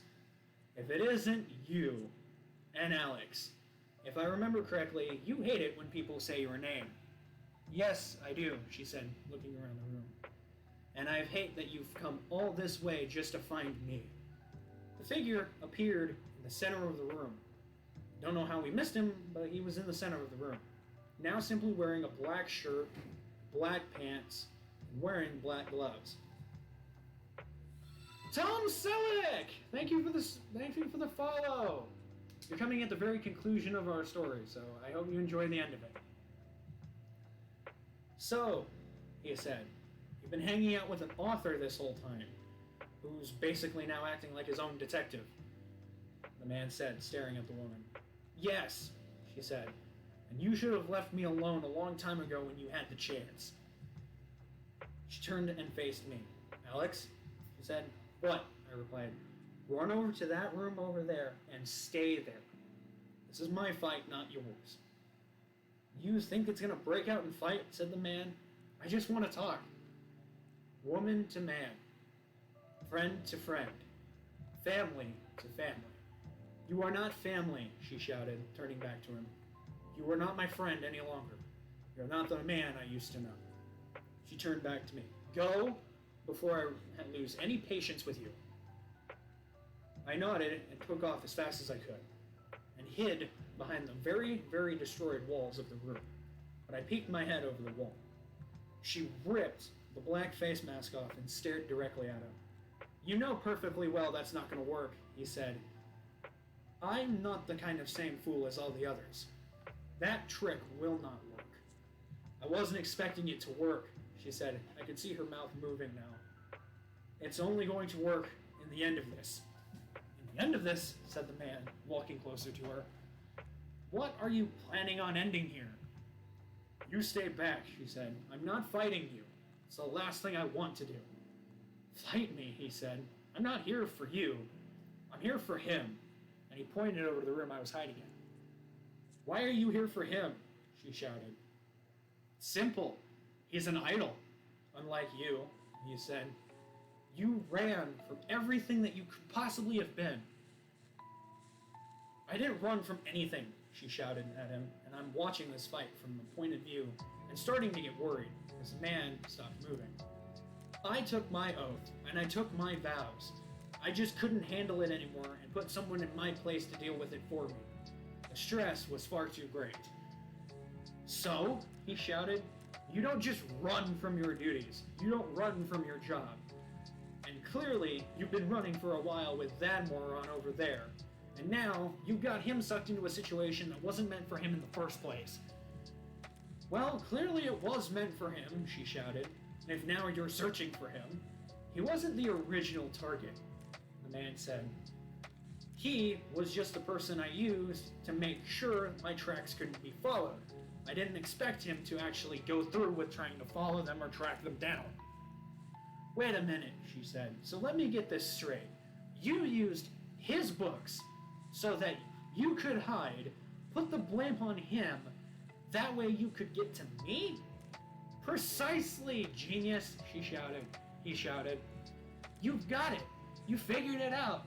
And he began to clap sarcastically. Round of applause for the genius who ran from her home.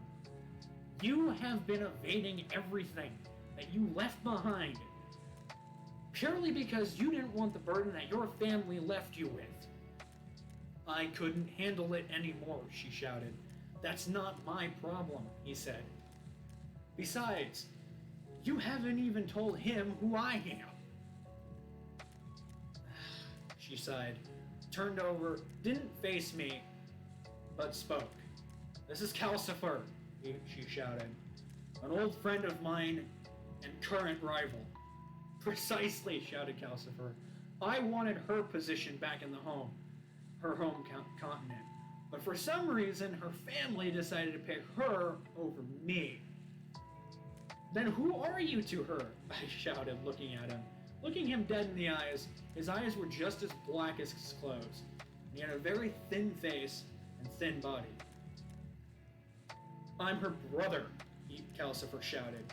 I wanted the position that she has, and yet her family decided to give it to her instead.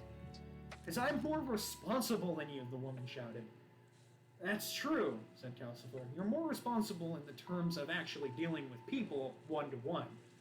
I'm more responsible when it came to actually conquering what was meant to be ours. Conquering isn't what the parents would want, the woman shouted. They wanted peace, and you weren't going to give it to them, and they knew it. Who do you think's been running your continent this whole time while you've been gone? Since you left, it's been my responsibility, and I've been playing off of your stupid playbook that you left behind. So you've been obeying the playbook, she said. You've been doing what Mother and Father would have wanted. Not necessarily, he said, smirking. We've had our own fair share of fights while you've been away. How many people have you slaughtered accidentally, or even on purpose, the woman said, staring at him. Throw off your cloak, he shouted.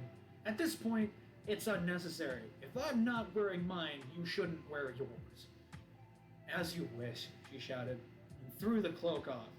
I could see her eyes plain as day now, and she was wearing her purple shirt, purple sweats, and basically everything about her was purple except her shoes, which were black.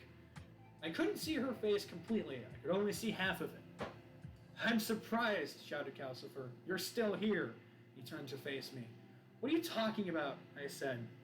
Most people who see her face will forget pretty much everything that's been going on in their lives before meeting her, he shouted. She's made that her own ordeal. Because I don't want to be noticed, she shouted. I wanted a life of peace. And I was tired of being what our parents wanted me to be. Then hand over your role to me, and it'll all be said and done. No bloodshed, no fighting, just hand it over. I'm not handing you anything, she said. It's still my responsibility because I'm the eldest. Well, that was a clue writing off my book, I said, thinking to myself. Sure, said Calcifer. I may be the youngest out of the two of us, but I have more experience than you do. In what? She shouted. Ruling an army? That's all you were good for. That's rude, said Calcifer. That's not even fair. At least I knew how to do something correctly instead of run and flee. At this point, I could tell she was starting to get more and more agitated, and Calcifer began to back off. There's the spirit I was looking for, said Calcifer, backing off. You want to fight. I'm not going to do what you want me to do, she said. What you want me to do is... And she was cut off by Calcifer. Show him what you really are, he shouted. Because if you're not going to tell him, I'm going to. Within a split second, black wings sprouted from Calcifer's back. They were black and metallic, and they looked like they were made of metal, and they took up a large space over his shoulders, as if they were a shield. You moron, she shouted. Why would you ever reveal yourself like that? I've been walking around like this for a long time, said Calcifer. No one seems to care.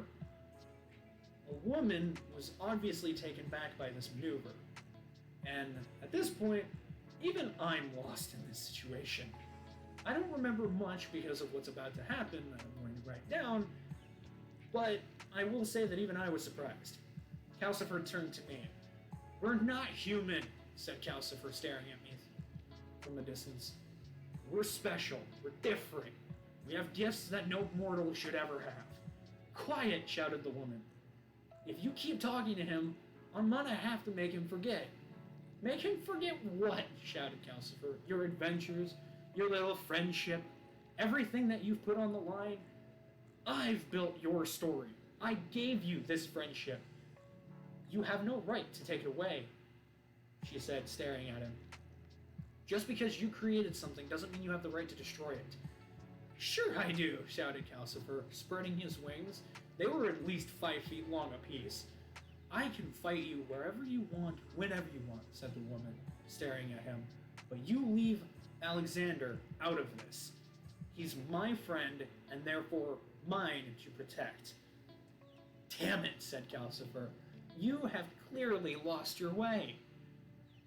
The woman turned and stared directly at me, but not before putting on her mask. Alexander, she said, you have to promise me that you won't tell anyone about what you're about to see. And I know you're writing a book about this. I've seen your notes. How did she see my notes? I said to myself. You have to promise me, Alexander, she said, that if you write a story about this, that you leave vague details, and that is it. You will not give any full information about who or what I am. Okay, I said, staring at her. But let me ask you one thing. What? She said. I'm at least allowed to tell them how they look, right? You can tell them how they look, but you can't tell them why I have them. As you wish, I said. I'll obey you. She immediately turned and ripped her mask off, and giant purple wings sprouted from her back as well, larger than Calcifer's, at least 10 feet long. They were shiny, and they had the spiral of multiple different purple colors, as if they were a galaxy and sparkled as such. You've done it, said Calcifer. You have unlocked them. I unlocked them when I gained my title, she shouted. Now you leave him out of this. They both shot up through the roof of the warehouse, and I saw nothing of them after that. I walked out of the warehouse and tried to follow them, but by the time I had gotten out of the warehouse, they were gone. Until I looked very closely, and they were fighting high in the sky. But they weren't human anymore. And because of a promise I gave, I'm not telling you what they look like.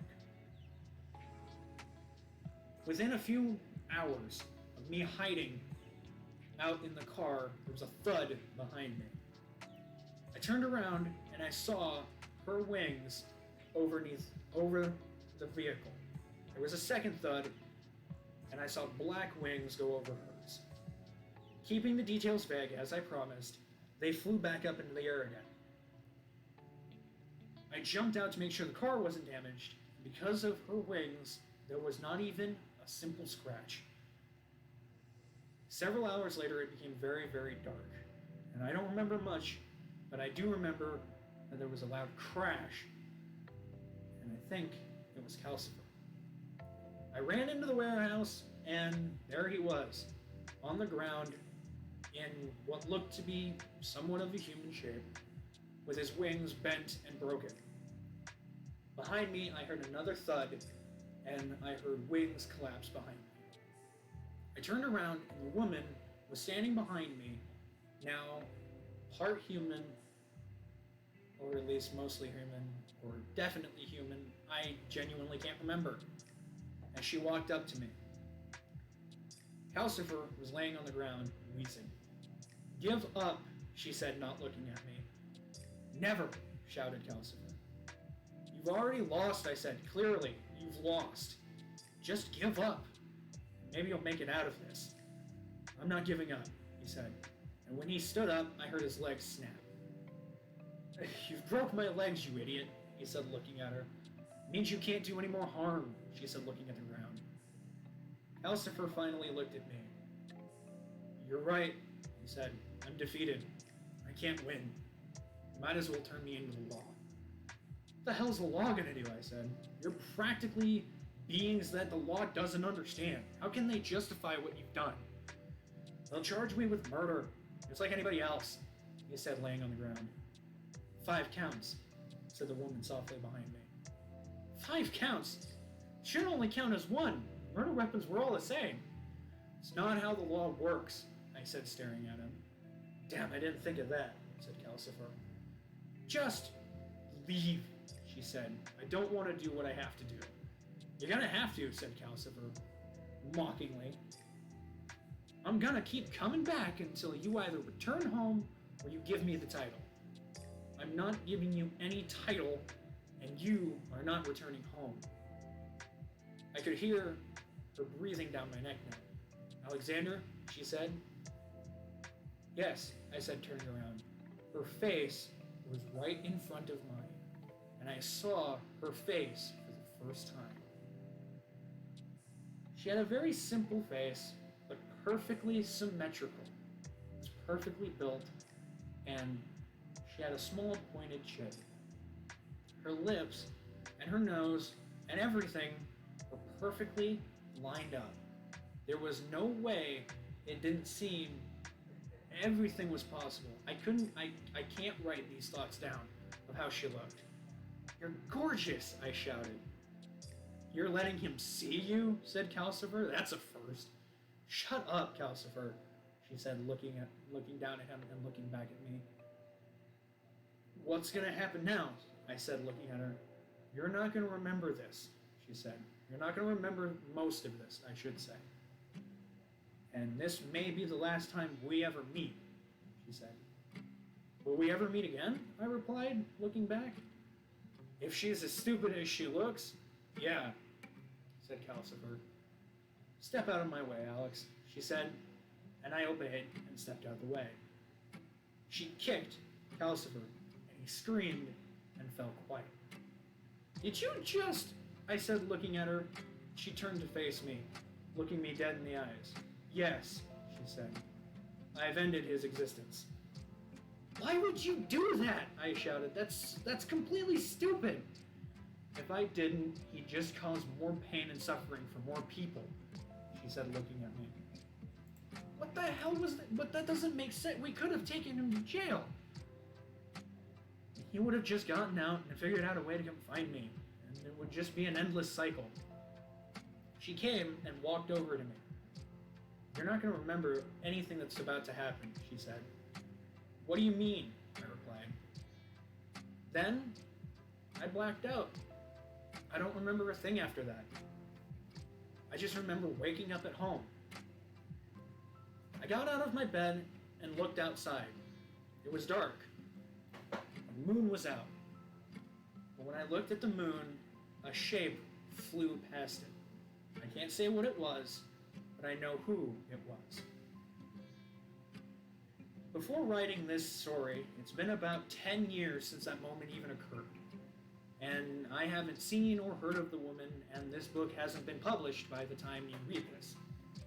But I will say there was an insane, crazy, and beautiful moment that occurred just a couple days ago that I think I should tell you about. I was at a book signing event, like I usually am this time of year, and I was signing books on a table. I released a different book in the time that it was taking me to write this one, titled An Adventure Unknown. And it was an adventure title, my first adventure title. And I wrote about it, and it was a very long book. And people seemed to be enjoying it. And people were coming all over to get the book signed by me, and they were asking what the next book was going to be about. And I said, I'm not telling you. Each of them. When suddenly, I feel like I should tell this next part carefully. A woman came walking up to the book counter wearing a blue cloak over her face. Hello, ma'am, I said. Have you come to have a book signed? Yes, she said in a voice that I thought was familiar. I have. To whom should I write the book out to? I said, looking up at her. Xena, she replied. Xena Warrior. What a beautiful name, I said to Xena, and I signed the front page of the book. Could you write something special on it for me? She said, looking down at the book. Sure, Xena, I replied. What would you like me to write down? She then asked for something so emotional, it was hard for me to write. She said, could you write, for my beloved and dearest friend, may your adventures be beautiful, Alexander. Sure, I said, and I wrote that down on the front page. I handed the book back to her, and I said, can I ask you a question? Sure, said Xena, looking up at me, and there was the woman from 10 years ago, staring at me with beautiful blue eyes and that same face that was almost impossible not to miss.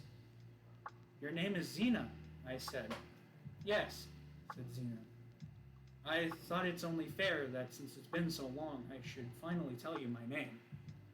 Xena, I said. What a beautiful name.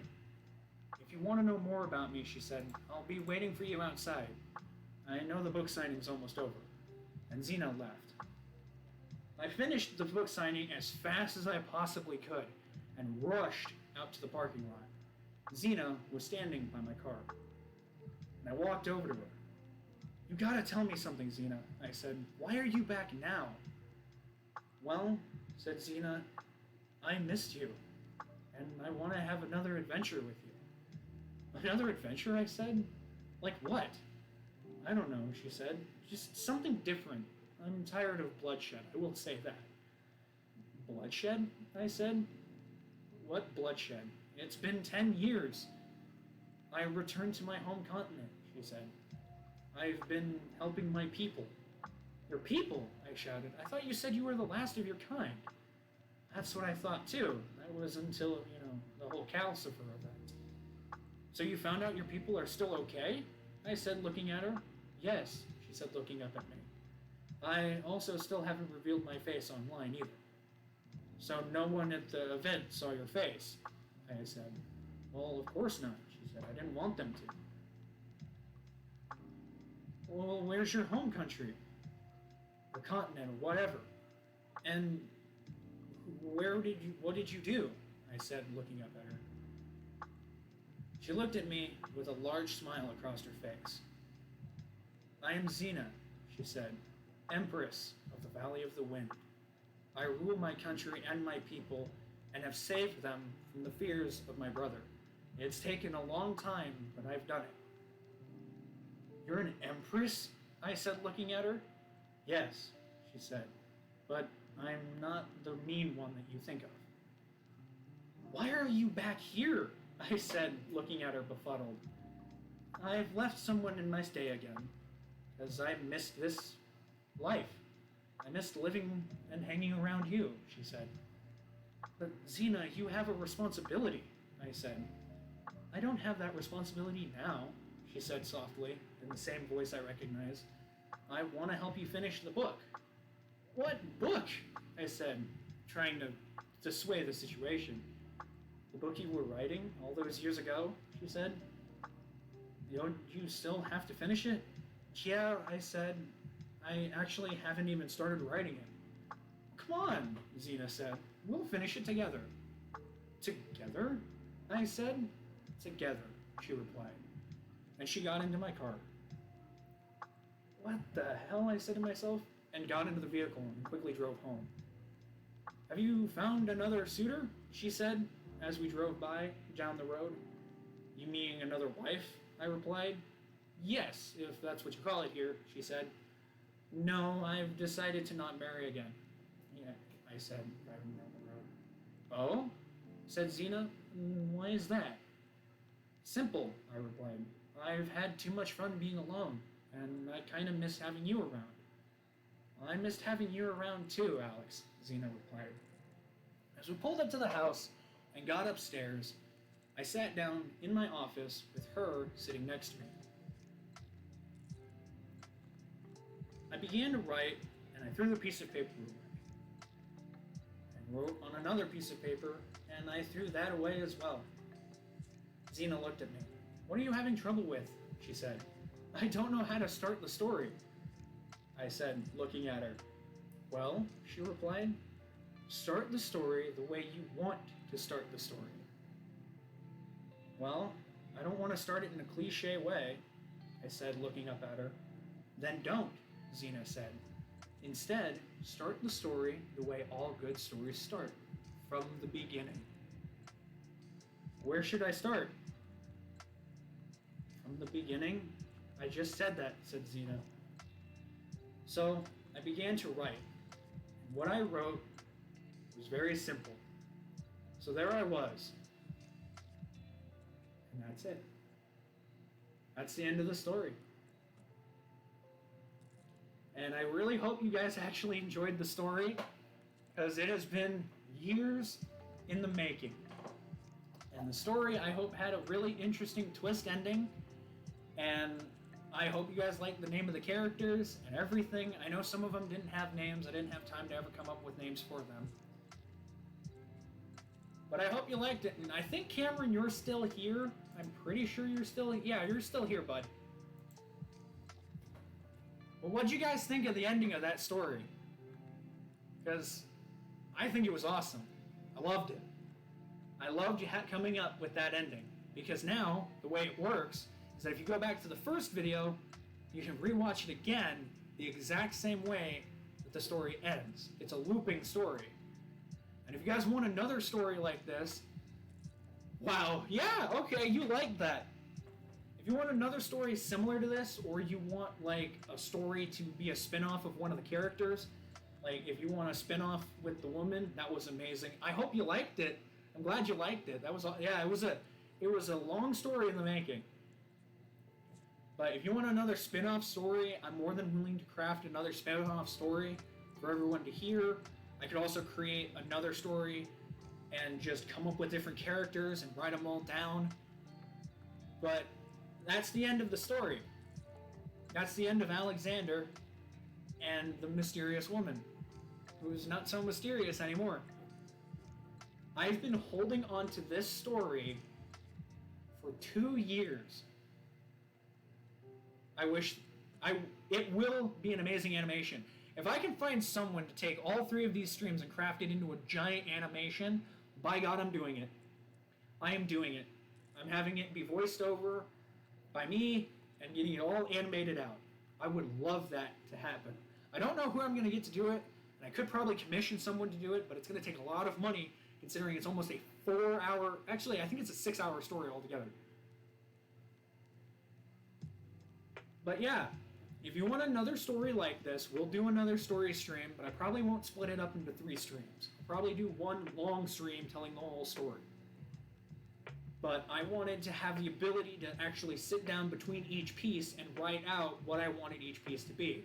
Now, some of you might have figured out I'm not reading off of a script anymore. The first half of the story was read off of a script. I did actually write it down. The second halves I came up with overnight when I was wanting to tell them. And I worked really, really hard to come up with each consecutive part of the story.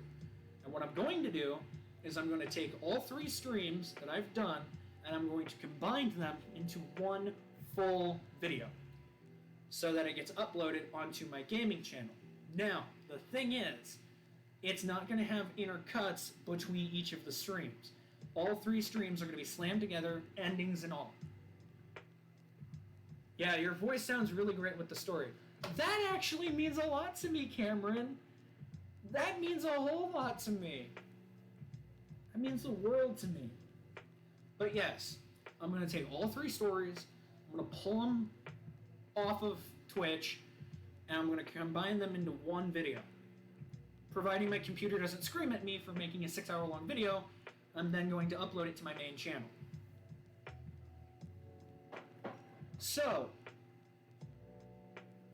I want to first thank some people for making this story even possible, because without them, the story wouldn't have been ever created.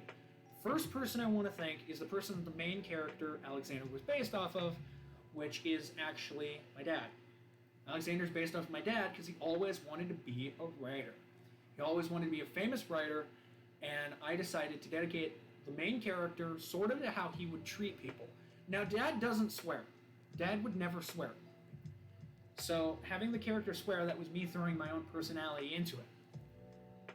Xena was based on my friend, Violet. Most of her character arc was based off of her, and I got a lot of help from Violet to create the main character of Xena. However, she did specifically request that some of the character pieces of her be very limited. And so, when we got to the end part of the story, I asked her, can I use some of your character's backstory as part of the main character of Xena? And she said, yes, just keep it vague. I said, that's fine, I'm more willing to do that. Originally, agreed, your voice is smooth and the best and the theme of the story. Thank you! Thank you, thank you, thank you! The officer was actually based off of a dear friend of mine. The police chief was actually based off of a dear friend of mine who wanted to be a police officer. And so I asked him how he wanted his character to be portrayed, and he said if he's a little snotty but he's well behaved, that would be wonderful. So I want to truly thank a buddy of mine, and he knows who I'm talking to, for creating the officer. The FBI officer was completely fabricated, came up all by me, I created him myself. All of the story arcs of each character was fully written out by me. I created all of the character arcs, I knew how I wanted all the story to end, and I knew that in the end, the twist would probably get people on their feet waiting to see what would happen. And a lot of people told me that the ending I was going to use, which was the story loops, was not a good thing. I know, Xena was something to do with her. Actually, Xena is the name of my van. I know that sounds weird, but when we were coming up with the name for my van, we actually named it Xena. And Xena is based off of a really old TV show called Xena Warrior, which was a warrior princess TV show that I still love to this day. It is such an amazing classic show. I was thinking of that the whole time. Really? It's awesome. It was incredible to watch the movie Xena Warrior. And that van has been through a lot. And so we named it Xena after the Xena Warrior Princess movie. And I decided to keep the title Empress instead of Princess because I didn't want it to be too on the nose for the people who know that show. Now, the last character, Calcifer. I came up with the name Calcifer because writing this last bit of the story, I was watching Howl's Moving Castle. And Calcifer is the fire that is in the film. And he sort of has an arrogance to him, but it later goes away. But I wanted to use that arrogance to name the character. And I also decided that Calcifer would perish during the storytelling because of something that either occurred, and I didn't come up with that until probably a few minutes prior to streaming, of how I wanted his arc to end. Now, of course, yeah, it's cool. Now, of course, there were a few things that I had to worry about while writing the story. I had to come up with names for all of the books, because I couldn't use any real-life books. I had to come up with fake names for all the towns and all the different people. And now, someone is bound to ask, who were the foster mom and dad based off of? They were based off of the classic book, off of a book definition that I looked up of how foster parents are believed to act with children. And it's apparently more common for the dad to be more willing to adopt a foster kid than the mother, or the woman, or the wife, or whatever. And so I looked up a couple of things about the stories of bad stepmoms, and it led me to a lot of Disney stories.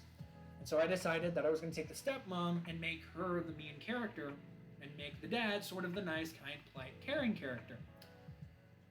But they're not based off of anybody. They're not based off of anybody or how they treat people. I just chose to make the characters the way they were. Now the businessmen, their ethnicity doesn't matter. I said they were foreign, and one moment I mentioned that they were in it was in Japanese. I love Japanese culture. I've always loved Japanese culture. If you watch my previous stream, I now have new backgrounds that are based on Japan. I love Japanese culture, and I wanted to include it somewhere in the story, whether it be a tiny detail or a major detail. Another reason why I chose Empress was because there's emperors and empresses in Japan. So I chose to use that as the culture that I wanted it to be based off of. Now, in a previous stream, which has been deleted, I was asked about the religious standpoints of all the characters. I'm now going to address that none of the characters ever had or ever will, if I tell a story, have any religious backgrounds to them. Now, that's not saying that they have lore story backgrounds to them of religious beliefs that they follow, but I'm not going to express them because that's part of the joy. You get to come up with your own beliefs yourself. Now, the last thing I want to bring up is why I chose a story about death and murder. Now, of course, a lot of people won't talk about death and murder. It's a very bad topic, and a lot of murder mystery novels already exist. However, I was very interested in creating a story that had twists and turns that didn't make sense. And whenever I've read stories, murder mysteries seem to have the most twists and turns in them. And one of the most common mystery stories I have ever read was called The Most Dangerous Game. It was a very, very interesting twist story that I wasn't ready for. There was another one about 5 people, or I think it was 8 people that go to an island to visit someone in a mansion, and all except one person died. Yeah, that's true. Yeah, so I decided I was going to write this murder mystery, and I was originally actually planning on properly publishing it. I wanted to actually publish it as a book and see if it would work well. But after a while, I lost the motivation to actually publish it, and when I started streaming, it was always in the back of my mind to tell the story live. So when I got that opportunity, and it finally situated itself where I had the confidence to read the story, I decided to read the first half of it. And then, it just kept going from there. So, with that being said, we have come to the end of the adventure of Alexander Jones and Xeno Warrior. I hope the twist ending was beautiful. I hope everybody enjoyed it. And yes, I will address, obviously, at the end of the story, she's wearing blue instead of purple. Her favorite color is still purple, and if I do continue to make another story based off of them, she will be wearing purple in the next story. Now, if we want a sequel to this story that isn't a murder mystery, I'm more than willing to start work on a sequel to this story, because that's kind of how I wanted it to end, was hinting at if anyone wanted a sequel, let me know, and I will definitely start crafting a sequel in the near future. I've noticed that in this camera shot, this shoulder is lower than this shoulder. I'm happy you did. I'm happy I did too. I'm very happy that I did. And I hope everyone enjoys this story from square one. Like, seriously. I hope you all enjoy it, because I had so much fun telling it. And at the very end of this, I want to address something very important. And Cameron, this is actually for you, and Voltrex, this is for, what the hell was his name? Vortex Gamer. If I screw that up, I'm so sorry. Big shout out to these two, because I'm going to say this, and this is very important, their confidence made it possible for this to ever go live. Their confidence in me and their confidence in themselves made it so that I wanted to tell this story. And they are absolutely amazing creators. They have done so much in the last couple days for supporting me, and I've been doing my best to support them over this last several weeks and months that I've known them. So please, by all means, go check them out. They're awesome, amazing people. They both have YouTube channels. I'm pretty sure they're more than willing to tell you about them. I don't usually allow links. Well, you're welcome. I don't usually allow links in my chat, but in the description when this video goes live, I will be leaving a link to their channels in the description down below, along with all of the commands that you guys can use in future storytelling to goof around and mess with me. Because I'm surprised no one used any of the commands while we were telling this amazing story, but I'm pretty sure everyone was more interested in listening to the story than they were. Thank you, bro, and you're welcome. Absolutely. But yes, by all means, go check them out. They're awesome, amazing people. Seriously. Cameron is a well-rounded game developer. He's made 2 amazing games that I have played multiple times, and I'll be making a video on his Star Trek game coming up here in the near future. And Voltrek Gamer, I've only met him through Cameron Murray, and he was struggling with his own streaming career. He asked me for some help, and now because of me, he's popping off with streaming, and I'm so proud of him for that. You and Cameron both deserve all of the best. You deserve it too. Don't leave yourself out on this one, dude. Don't leave yourself out. But, with that being said, it's late, I'm tired, I want to rest a little while. If you guys want to see more of this series of me telling stories, for the love of God, please tell me. Next stream, if we do tell a story, it will be all in one go, versus it being 3 split up streams. So, I love you guys. I love my fans. Y'all are amazing. If you want to drop a follow, please drop a follow. Thank you, Tom Selleck Mustache, for following about 38 minutes ago. It is so awesome that you followed me. I'm thankful that you came. You came a little bit at the end of the story there, but that's all right. I'm completely okay with this. I want to give a big shout out to the Marshmallow Horseman. He followed me 3 days ago. And of course, big shout out to Voltrex Gamer 0705 following me 5 days ago. If you didn't know, I built starships in Space Engineers, and I just finished the USS Proto-Star Space Engineers. I know someone you would get along with very well. Space Engineers, that's awesome. But without further ado, I want to bid everyone a great night, great afternoon, great evening, great day, great morning, whatever time span you're in, or time zone. I would like a next story. Then we shall tell another one when I get the opportunity.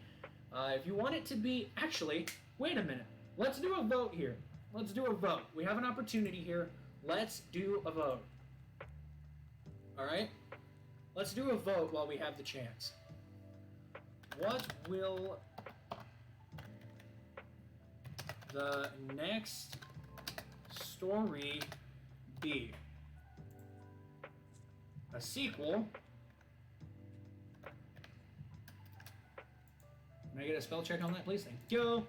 Will be next on the voting. New story will be new. And prequel will be past. Let's put this to a vote. I'd rather put this to a vote, because if I put this to a vote, it'll make my life a little easier so that I can remember shit. So, there's the poll right there. If you want to take a vote, it is !vote, either next, past, or new. Use your channel points to do the voting, because it will actually work. So there's the poll. You guys go ahead in chat and vote for it. I'm not going to vote for it, because it's entirely up to you guys. And... actually, I will show you how to do the vote, though. I will show you how to do that. For example, it is vote, and then it is, we're going to say just for my thing, past. You do that. No, wait, I forgot something. Vote, past, and then you type a number. Is that right? Have I screwed this up? I feel like I've screwed this up. Hang on. I gotta remember how to do this. Hold on. Oh, okay, so that is how you do it. Okay, so it doesn't show that you voted for it. It just shows that the poll is going. Okay, so I did it right the first time. Vote passed. There you go. All right, that's how you do it. Yeah, there you go. That's how you do it. So if you want to vote, go ahead and do that. But yeah, no, please go ahead and vote on that poll. Whichever one has the most votes, I will by all means I will write another story on. It will take me a few days to write it. So we got 3 votes for passed. My God. All right, you guys want that prequel? You guys want that prequel? So yeah, we will probably, if no one else votes on it, because I'm pretty sure there's got to be someone else here. Oh, it's not by numbers, Cameron. It's not by numbers. Polls are different than betting. Because we've got 3 votes on it right now. It's okay, Cameron. That's betting. So that's if you want to do it. That command is where is it? That command, God, where did I put it? Is !gamble, and then you get to pick how many points you gamble. That's what we have set up right now. Betting is what I typed like an idiot. Gambling allows you to just have fun with your points randomly. I don't have a gamble set up at this moment. Oh, it's okay. Don't worry. I will send you I think I've sent it already to you, but I might need to send it again. I sent you in Discord a link of all the commands that you can use that are custom commands. I don't think I have any points. Let me actually check that. If you type in Voltrex, if you type in ! Points, all one sentence. So the ! And then the word points, it should tell you how many points you have. Because if you followed me, you gain points from that. And since you're a moderator, you get more points for being a moderator than you do being a regular viewer. Yeah, see, there you go. So you have 1,210 tokens.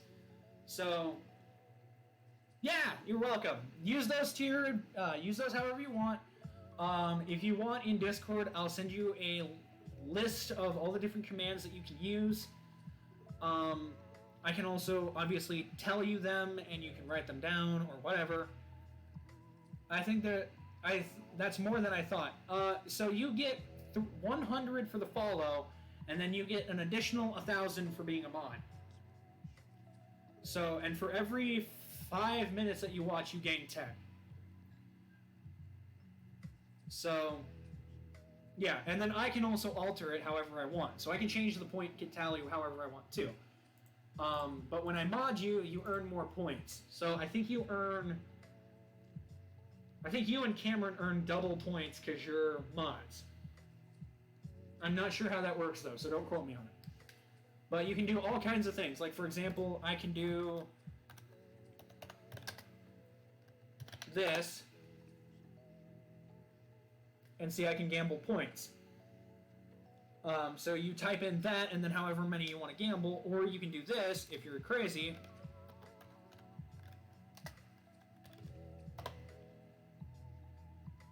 I spelled it wrong, but hang on, let me try that again. Gamble. How did I spell it? That. All. And see, there's a cooldown on it, so you don't gamble too much. So you don't blow all your points away. I might actually get rid of that cooldown though, because that cooldown does get annoying. But you can gamble away your points. There's a bunch of other things you can do. I think if you do slash, what was it? Slash help on using chat commands. Yeah, slash help. You can type slash in the input box and see the list of available commands. That is not helpful for my case.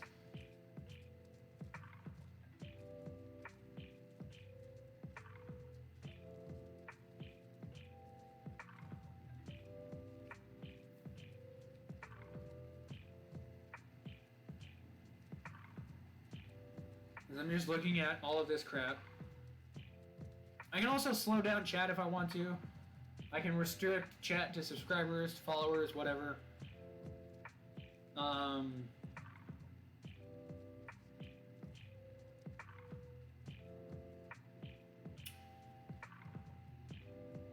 can grant VIP status. I can grant all kinds of stuff. Exclusively to Twitch. I can do things. But yeah, I can just do about anything I want when it comes to commands. I do my best not to abuse them though, because I don't want to make people think that I'm just going absolute apeshit when it comes to commands and stuff. But Voltrex, if you want to, I'll send you a list of all the commands that I have available. If I learn how to, I'll just stick them in the description, make my life easier. But yes, with that being said, we have done it for the day. We have told our story. Hope y'all did actually fully enjoy that adventure, because it took me a long time to gain the courage to tell it. But we are here, and with that being said, I bid you all fare thee well. Y'all are wonderful, y'all are beautiful people, y'all are my friends, y'all are my family, and here, everyone is equal. So, with that being said, I'm going to end the poll, and by the looks of the overwhelming vote, this'll work. Come on. Sometimes my poll is a little stupid. Good story, and I'm excited for whatever you write next. Aw, thank you.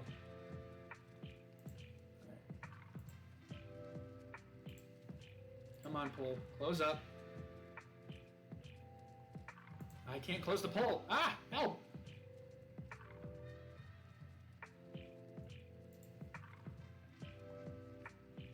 Goes. I have to reset it.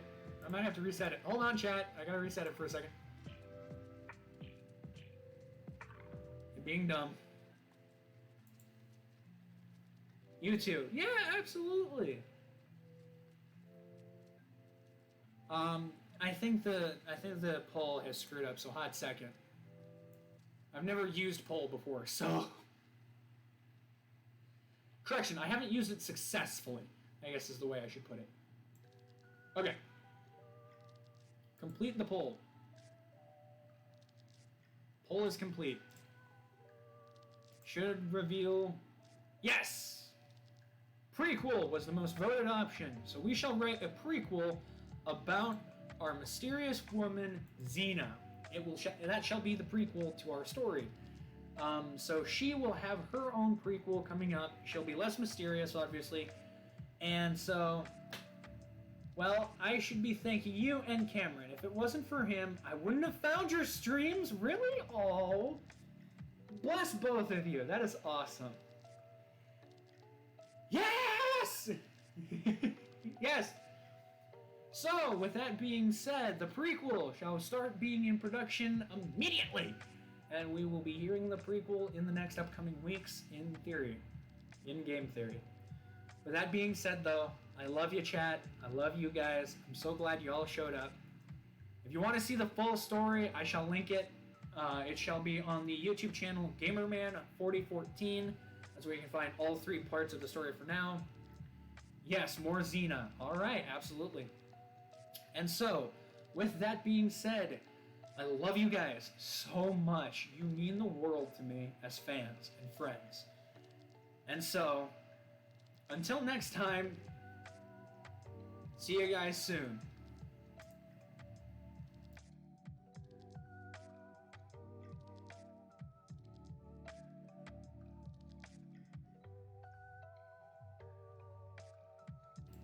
You guys are truly the best. I want to add some ending notes here.